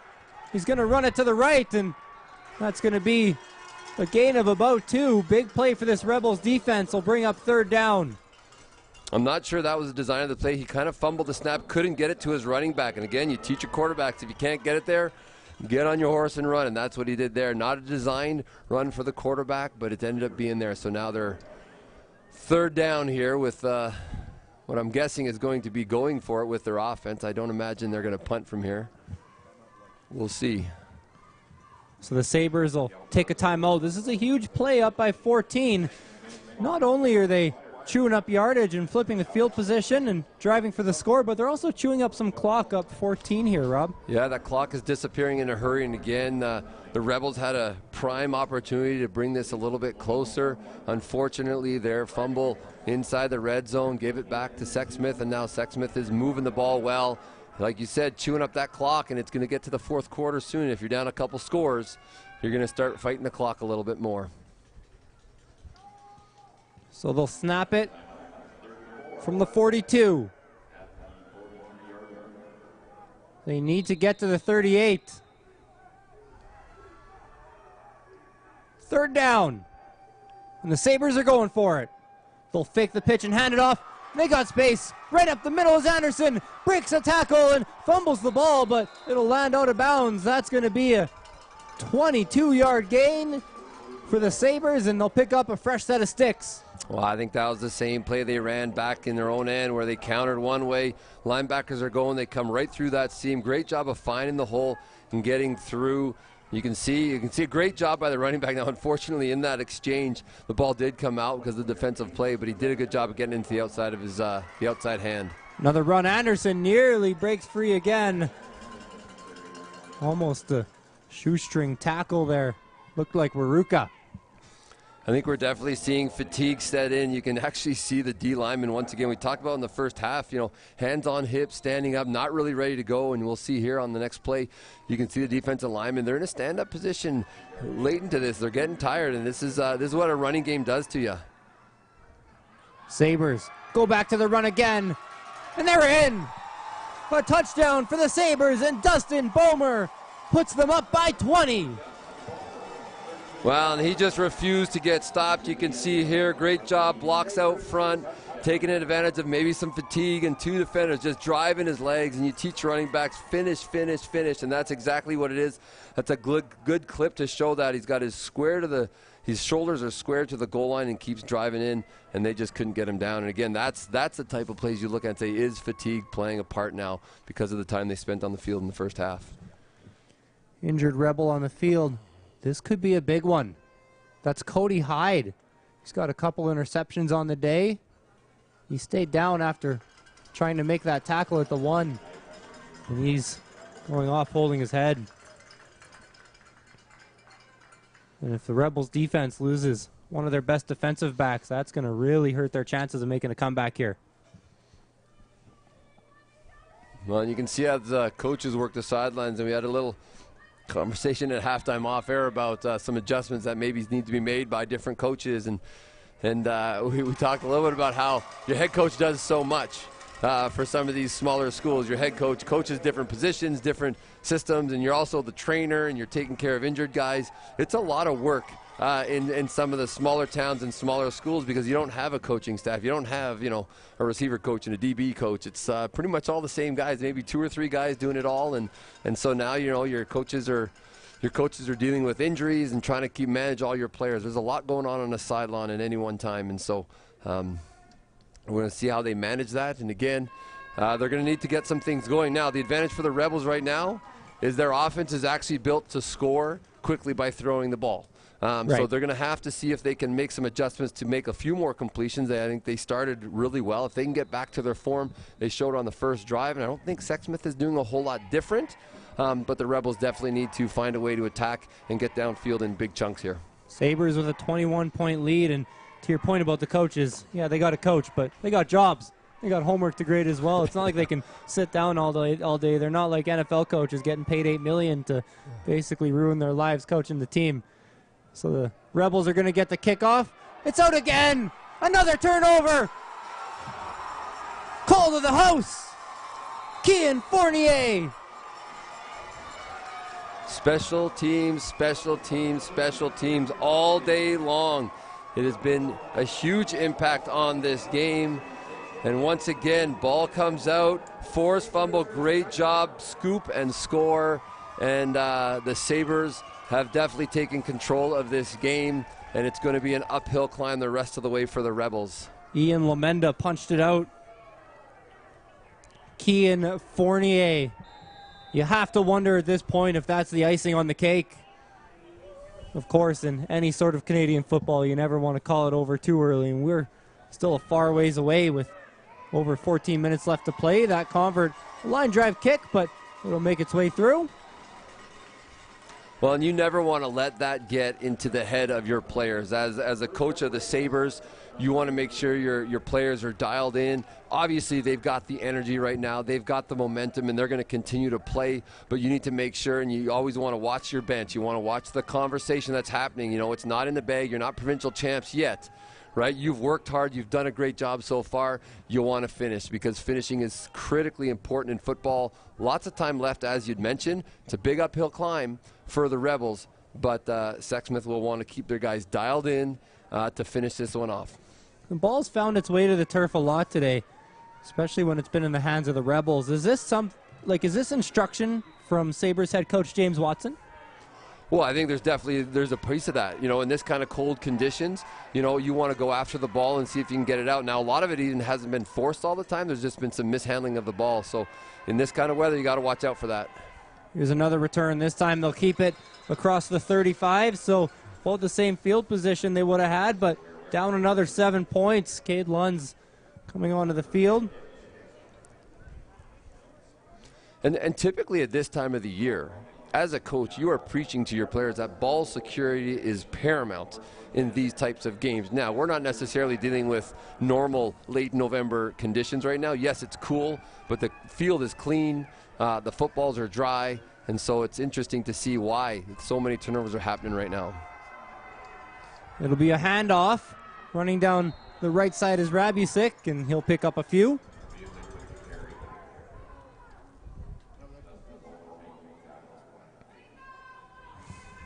This Rebels team has had an up and down year. We talked about it in the pregame show a little bit. They had some tough scheduling early. It was by design, though. They wanted to face the best teams with the goal of getting to this point. They sat at 3-4 at one point during the year, and they were seeing it pay off. So this is a resilient team. They got a lot of work to do. And that pass is going to fall short of Aruka, who shows his frustration after the play. Yeah, and I think they're in a position now where they, punting this away is not going to gain them a whole lot of field position. They just need to convert. They just need to convert this 3rd and 6. It's going to be critical because Sexsmith is definitely rolling. Their offense is feeling like they can just pound the ball to finish this game out. So this 3rd down is going to be one of what could be many critical plays for the Rebels if they want to get back into this one. Timeout for the Rebels. And, yeah, not every coach wants to go for it on 3rd and 6 in his own territory, but really no option at this point. And even if let's say they drive the length of the field and score. We're in a point now where in the 4th quarter, down a few scores, you'd almost have to start thinking about an onside kick here as well. It's definitely a possibility right to the end now, being down what they are. And, even at high school football, your punters are not necessarily powerful legs, booming kicks. You're not gaining 35, 40 yards when you punt the ball. Maybe 20, maybe 30 on a good kick without a return. So kicking the ball and only gaining 20 yards of field position and really giving up the ball to the other team is probably a choice at this point. You just got to go for it, and you got to hope you can execute. Now, their play calls here is going to be critical. I think they're going to be going to the air. And again, you can see here, they've got a returner back thinking maybe for a quick kick. They're trying to call him up, but they're going to have a little bit of extra space now. Rebels need it, and they're going to jump everything. This ball hasn't been whistled in. The play hasn't. Well, interesting. The ref's holding it, and the punt returner is running up, and quarterback wanted to get that off before he got up. Snaps off. Lund rolls to the right. They need 6. He's going to be tackled. It looks. Oh, this is going to be really close, isn't it? It is going to be really, really close. I think they're giving him at least the line. I think. Wow, it is going to be I think they're going to have to measure this one. Yeah, they have to now, and they will bring out the sticks. They needed the 45. Well, they needed just a little past bit, the 45 and a half about. They needed a little bit more than the 45, so they may get it by the nose of the ball. This is a matter of not even inches. This could be a matter of millimeters. We'll see. Of course, the Canadian field's so wide. Didn't get a great vantage point of the yard to gain from where anyone was. That's a good call to bring out the sticks here. This is going to be tight. Oh, my goodness. They don't got it. Well, up short, only by a couple inches, maybe 3 or 4. Yeah, couldn't quite get it. And that's, if you look at that play as it develops, he had a chance to get there, but the defense stepped up big and not only wrapped him up and took him down, but they drove him backwards, and they did not give him an opportunity to get the last 4 inches that they needed to keep that hope alive. And that's really what probably stopped there, is that was a stop on hope for the Rebels, because now it's going to be churning out the run. We'll see what can happen here. It's never over, and you never want to celebrate before it's done. But the Sabres have an opportunity here to chew some more time off the clock. 1:10 left here in the 3rd quarter. Sabres are going to run the ball. They'll cut it to the right. This is Anderson. Picks up the first and goes out of bounds. And, oh, my goodness, it's a slip and slide. Go say hello to some of his fans while he's over there. This conditions are great today, but the snow is still pretty piled up. Still from when they cleared the field from the men's national team's soccer games here. Yeah, and they've done a great job keeping this field clear. Obviously, the soccer events helped. We did get some snow after that and during that, and so they did a good job of getting this field ready for this weekend of high school football. Run will go to the right. Met at the line of scrimmage. Big hit from Tyson Harker.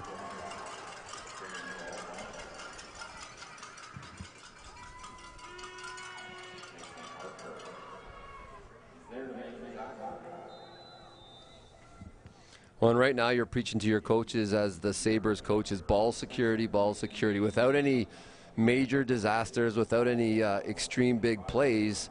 They're in a very, very good position, obviously, with being up 35-7 to put this one away. And so ball security is going to be important for the Sabres as they try to close this one out.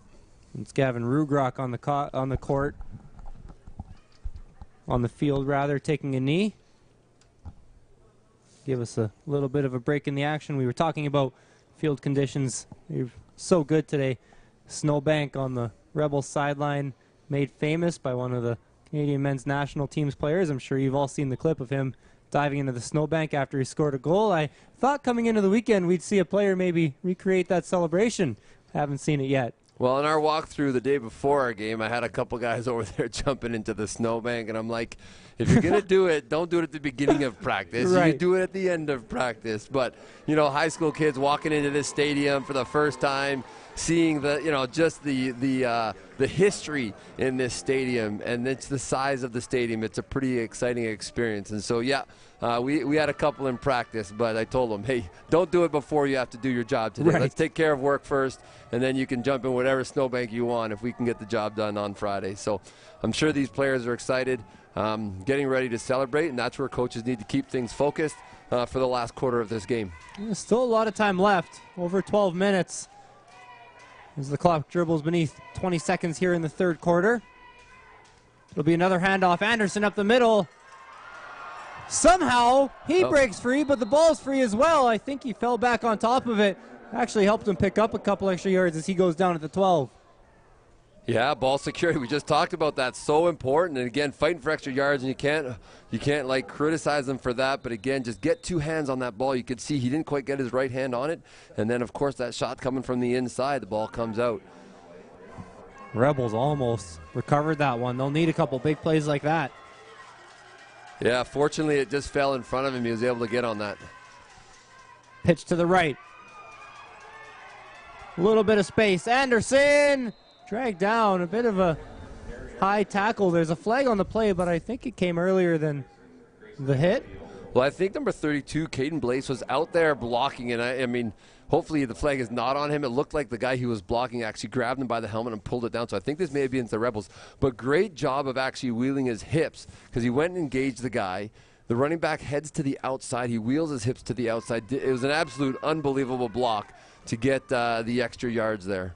We'll see here what the call from the ref is and see if I was close in how I watched that play out, but definitely a great block on the edge. It will be a penalty. I think they called a face mask there. Yeah, I think it was grabbing that helmet. So that's going to put the ball at the 1. This Sabres offense has been ready to go for a while. They were lined up, but the refs were still in the huddle. So we'll see what they do here. Likely to see a quarterback sneak here from Ewan. Well, barring another flag, this play will end the quarter. I'm sure they're hoping to end it on a touchdown. They'll hand it off, and that's their 41st point of the game. Anderson again.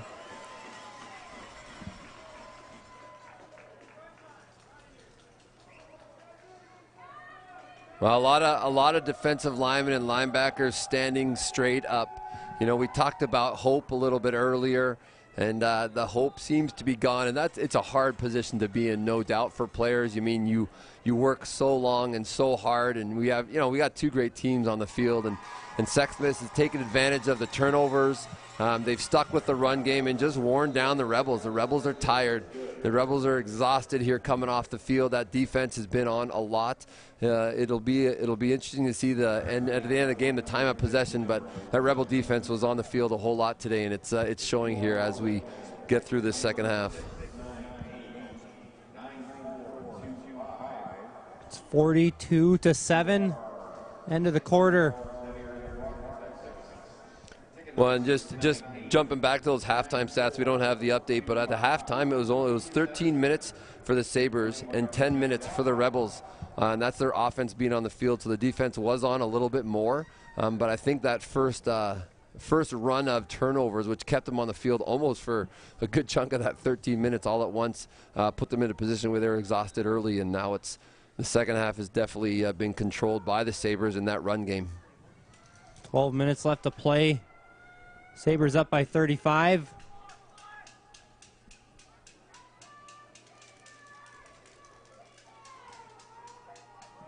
Kick is off. It's bounced around to the 30. Raruka can't find it, and he's just going to have to fall on top of it. I do love the creativity of the coaches and where they're placing the ball. And again, the last thing you want to do is put into a great athlete clean in the air. And so they're getting it to the ground. And you can see once again the ball bouncing around, takes an odd bounce over his shoulder. You know, those are the types of plays that you're just, you know, you're thinking, can we take advantage of something? You know, whether it's on special teams or even on the offense or defense, how do we take advantage of the other team? And that ball being on the turf today has been a real sore spot for the Rebels. They just have had a hard time managing it. Handoff up the right side. There's a flag out on the play. Run from Rabusik will take him to about the 30, barring a penalty.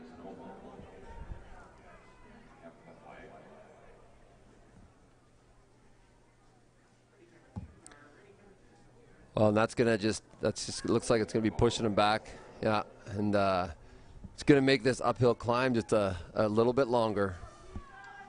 They'll move it back 10 yards. It's a 1st and 20 from their own 14. You're also in a position in a game where the emotion of the players right now, the Sabres are high as can be. I mean, they're at the pinnacle of some of their high school careers right now, still having a quarter of football to play or a little less than the full quarter to play. And then you've got the Rebels who are in real tough right now and trying to make this. And there we go. This one's picked off. The Sabres score again. Andrew Brothen.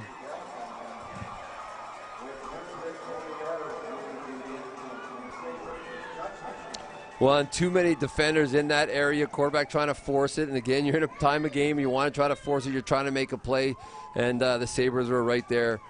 Defense finally getting a little bit of points on the board for their team. They want to get in the scoring action with the offense who's scored lots, and there we go. They're jumping in again after a fumble return for a touchdown. Then they got a pick for a touchdown.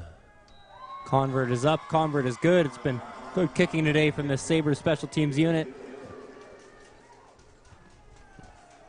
Well, it's looked early on like we were going to see a classic game. The Rebels scored on I believe their second drive of the game, or might have been their first actually. Early on, they had the game tied at 7. Since then, 42 unanswered points for Sexsmith. And really, you know, and we just talked about a little bit about the emotion of the players. The emotion of the Rebels after that opening drive, marching the field really, really uncontested almost. You know, they were like, you know, their hopes are high, their excitement is high. They're like, hey, we can do this. You know, we're up against kind of the #1 ranked team, I believe, is Sexsmith, but we can do this. We had success early. And then again, after that, it was just, they just could not get it going. Turnovers was just putting them in horrible positions all day. And now the uphill climb is going to be too great at this point. It's another good kick. It'll bounce around the 20. This time it's picked up. Waruka looking to find some space on the left side. Can't get the corner. He'll turn it back around the field again and ends up losing a couple yards. He's down at his own 15. Well, good pursuit. Good job by the cover team. And again, you want these guys to be disciplined. Great end shot here as, again, everyone's slowly closing in, kind of keeping in their lanes. You know, a little gap got created, and they adjusted to that as he came to try to hit that gap. And again, you don't want to let the guy get outside of you. Good job of staying down there, finishing off the tackles. Good job by the cover team. And again, you're back. You're just holding on to that momentum on every play, whether it's offense, defense, or special teams. Injured player down on the field. It's Shaden Young for the Sabres. Up by 42. That's not what you want to see. Looks like it might be a cramp. Yeah. I spent a lot of time on the field in our game trying to work out cramps. Right. So head coach, massage therapist, physiotherapist, getting her players, trying to get them back on the field. Looks like it's around the knee, but likely that calf is cramping up. And, you know, often as a player, when you're playing in cold weather games, you don't really feel the moisture that you're losing and the energy that you're burning throughout a game, and you don't end up drinking enough water. That's often one of the things. And we, you know, as a coach, you're always talking to those players, how do you need to eat and how do you need to hydrate for these types of games. And again, it's one of those factors in cold weather games that you got to make sure you're drinking fluids, even if you're not, even if you don't feel like you need to keep those fluids going, because they can impact, you know, your ability to stay through a game. And again, it's going to hop this one off, and hopefully you can stretch that out. Eventually being able to celebrate with his teammates, which is likely coming shortly.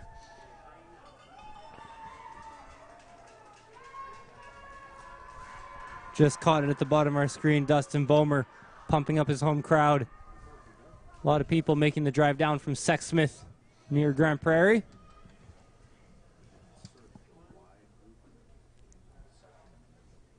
We're about to get play underway again. Officials will whistle it in.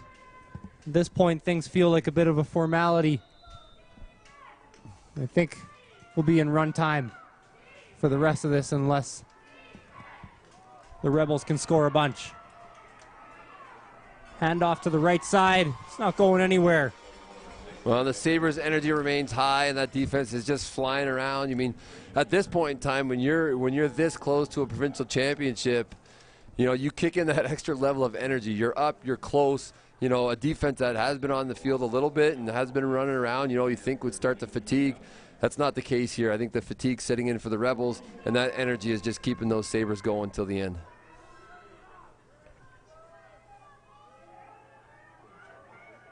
Second and a long ways. Lund will fake the handoff, spin to the other side. Flag on the field. Lund's going to take it himself. He's across the 10. Somehow finds the corner, and he'll go out at about the 20-yard line. We'll have to check this flag. And I would imagine if you're the Sabres, you know they're going to go for it here, so why not back them up even more, right, if it is on the Rebels? Yeah, I think it's got holding there, and again, that's often happens when your quarterback, again, designed to throw out of the pocket's got to start to scramble. Your O-linemen are engaged in blocking a guy, and if you just hold on for a little too long as they're pulling away, that makes it really difficult. And so it looks like they're going to catch him here. We'll see what the decision is.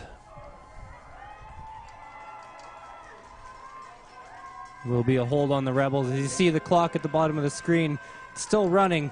Usually in a 35-point game, it'll go to runtime. It's on the head official to whistle in the runtime and let the timekeepers know. This time they let them play to 42. And these last 8 minutes will be pretty much a real-life 8 minutes here from Commonwealth. They'll stop it at the 3-minute warning, and that'll be about the only time. Rebels will snap it from their own 6. Lund from his own end zone. He's got to get out of there. He'll get to about the 1. This offense is moving backwards, or if anything, I think you got to give more credit. I think this Rebels defense is moving forward. Yeah, the Sabres are really coming downhill. They are flying around. They've got the energy. They know they're close. And you know what? They're not going to stop playing.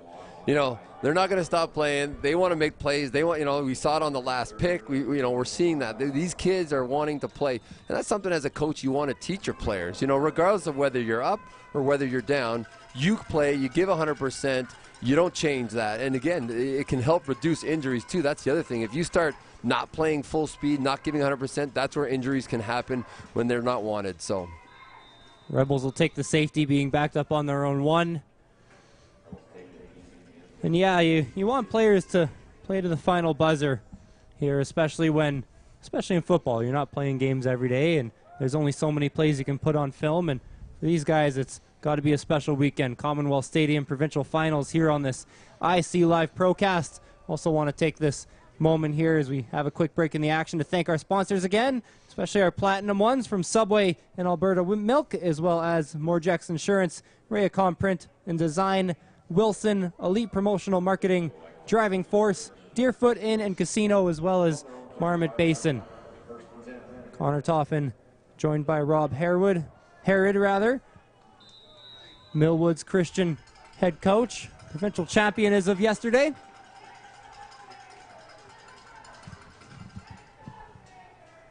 Sabres will take the ball on their own 35 with 6.5 minutes left on the game clock, and this is going to be another big run. What a day for Taron Anderson. To start off the day, his name wasn't even on our roster under the correct number. And now to end it, he's scored multiple touchdowns and lots of huge runs from him. Yeah, and breaks the tackle there, another one there. He's just, when things are going well, they just continue to go well, and he is just rolling.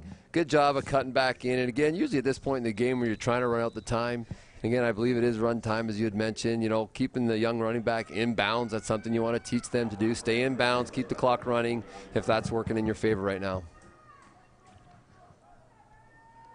Another handoff. This one's on the ground. And I think the Sabres are going to recover. Also want to remind you Today, this is far from the only big game that'll be played here at Commonwealth. Starting around 2:30, the Tier 1 regional-based provincial final will take place. It's the Raymond Comets at the Ross Shepherd Thunderbirds, the number 9 and number 5 ranked teams in the province. And then at 6 p.m., pretty much the feature game of the whole weekend. It's the St. Francis Browns and the Harry Ainley Titans under the Saturday night lights here on IC Live and under the, like I said, the Saturday night lights of Commonwealth Stadium. Those should be some special games. Obviously, Rob, you're pretty familiar with Edmonton football. Yeah, there's some great teams, great coaches, great players, all going to be coming to Commonwealth here in the next few hours to embark on this journey that we've seen now 8 teams do so far in this weekend, coming to try to win that coveted provincial championship. Another handoff out to the right. It'll be another first down, another big run. This time it's Caden Blaze. I was wondering when we hear that siren. Heard it in pregame a lot and then haven't heard it since then. Yeah, and Sexsmith just running the ball, using up the clock. And again, this is a tough place to be, even as an offensive coordinator. You know, no one wants to run up the score. You want people just to execute the best they can, and there's too much time on the clock at this point to just take a knee, and so they just need to run their offense. They've got some backups in there, good experience for those young guys to get an opportunity to play a little bit in a provincial game in the big stadium, and so. You know, as the Sabres just kind of wind this one down, it's an opportunity to grow, and that's the great thing about high school football around the province is it teaches kids so much more beyond the game. You know, yes, they're learning all the X's and O's and, you know, the physicality of the game and the camaraderie, but, you know, the leadership and the character, and those are the types of things that, you know, as coaches, you want to see your players grow in those areas. And, you know, whether you're up or whether you're down in a game, a lot or a little, that develops the character piece. And that's where, you know, your messaging to your players is you fight to the end. Because whether it's football or whether it's life, you're going to have obstacles to overcome, and you're going to have times when you're down. And that's where coaches have that opportunity to really speak into the lives of these young men and women that are playing football, just to develop those life skills. It'll be a 3rd down and 9. We're going to see a field goal attempt. It'll be a 26-yarder. I'm not going to try to do the math, but Sexsmith is perfect on converts today. Myron Brown is going to attempt a 26-yarder. There's a timeout on the field. This will be some good experience for Myron Brown. You don't always want to kick these longer field goals here at this level, so up by a bunch, this will be a good opportunity for them to run their special teams unit.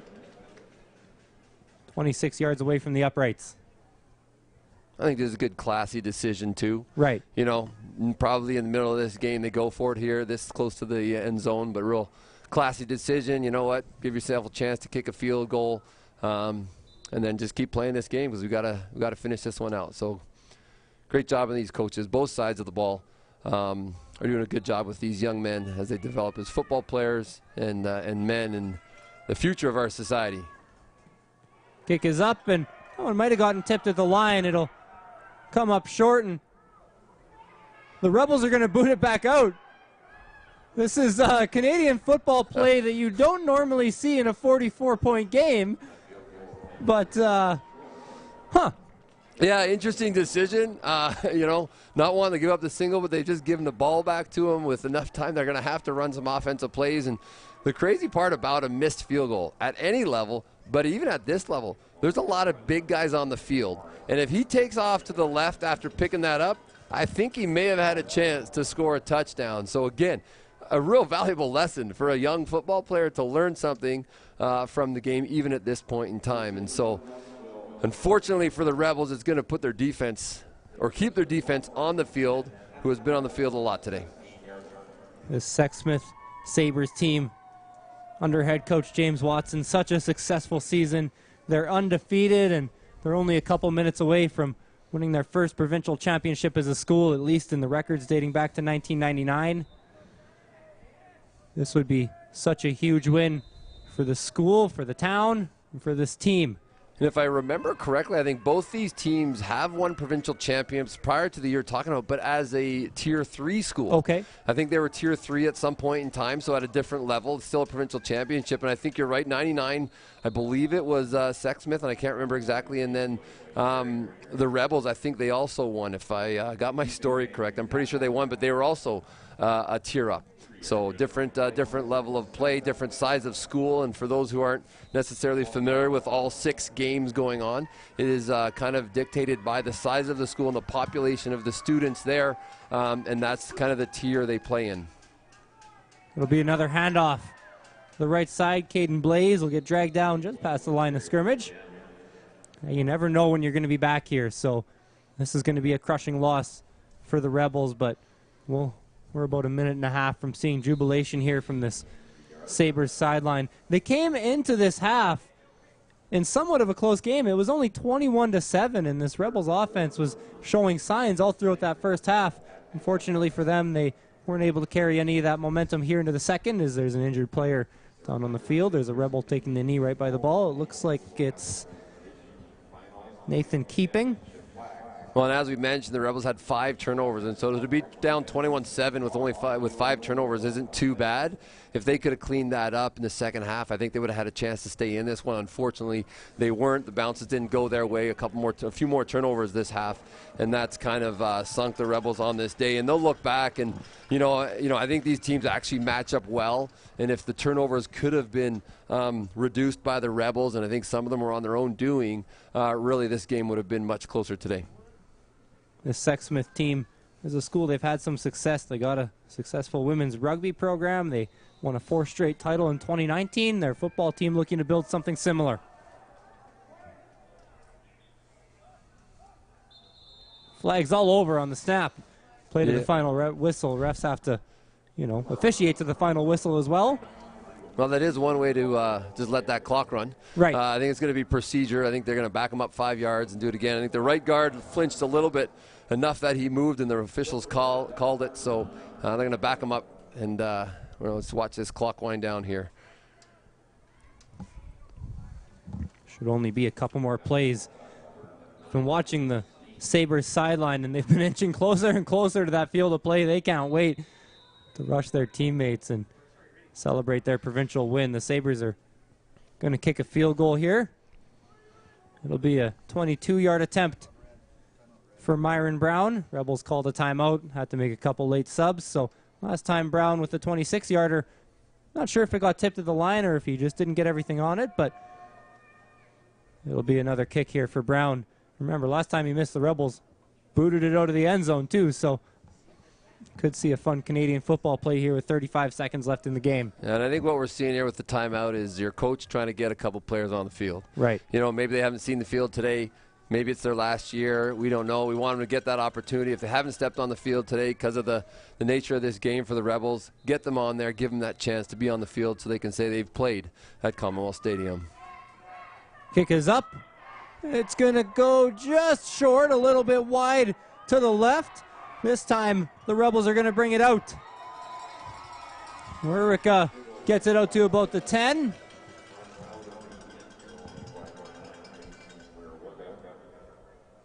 Rebels offense will trot back onto the field for one last play.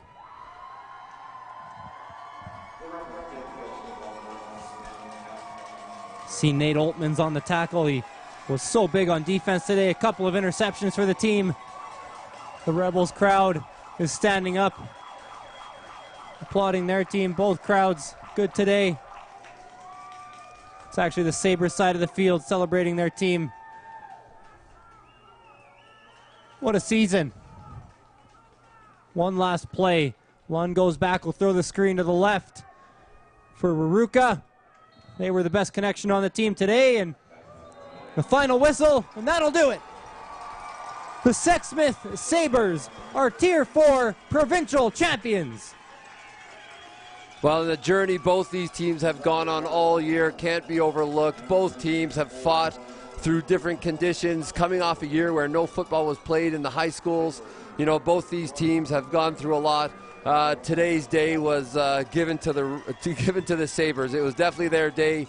they seized the moment here at Commonwealth Stadium and can now say they are provincial champions, something that can never be taken away from them. Both crowds standing up for the Rebels. It's a little bit bittersweet. They get to come to Commonwealth and see their team play here. Unfortunately, they'll lose in the blowout. On the other side for the Sabres, it's jubilation. Be sure to stick around. In about a minute or two, we'll turn it over to our in-house announcer for the presentation of the trophy. Won't see the gold medals handed out on the field this year because of our COVID rules. Both teams will line up, and no handshake either, but they'll go out and give a mutual show of respect, usually just a tip of the caps, or sometimes the players will just talk back and forth. Yeah, head nods and waves is what's going on these days with these guys. Again, trying to honor the other teams for they know the work. These players know what work goes into this, and trying to honor the players. And again, it's tough. It's emotionally, it's hard for the Rebels and those players in a game like this. But you know, the Sabres want to honor that and be respectful of that, and that's how they played this whole game. I think, you know, it's great to see football being played like that. We'll turn it over to our in-house stadium announcer. Sabres are champions, winning 51-7. Medals will not be handed out this year due to COVID restrictions, but the coaches have been given team medals to distribute in the locker room. The official party presenting the plaques and banners for today's game will be George Grant, ASAA Football Commissioner, and Rick Gilson, ASAA Past President. And at this time, we'd ask the captains of today's provincial finalists, the W.R. Myers Rebels, to come forward and receive the finalist plaque.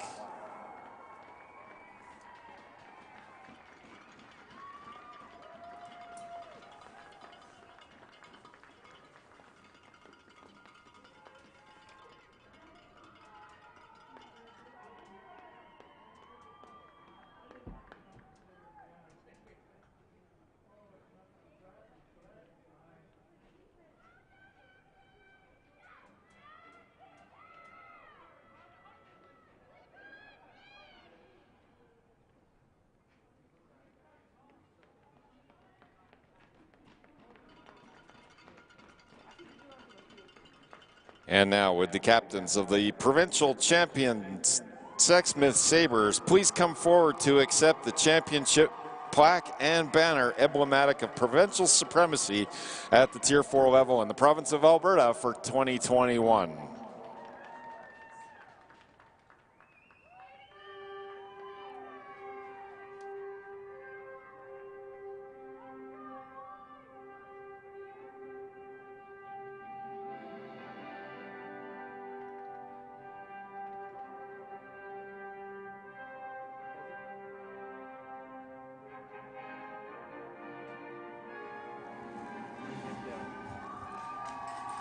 Congratulations, Sexsmith.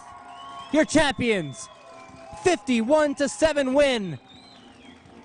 That'll close it for our show here at IC Live. Thank you for tuning in to our Procast. Remember to stick around at 2:30. We got the Tier 1 regional-based game between the Raymond Comets and the Ross Shep Thunderbirds, and then again at 6 o'clock, St. Francis Browns at the Harry Ainley Titans. Congratulations to the Sexsmith Sabres on a big win in a Tier 4 provincial championship.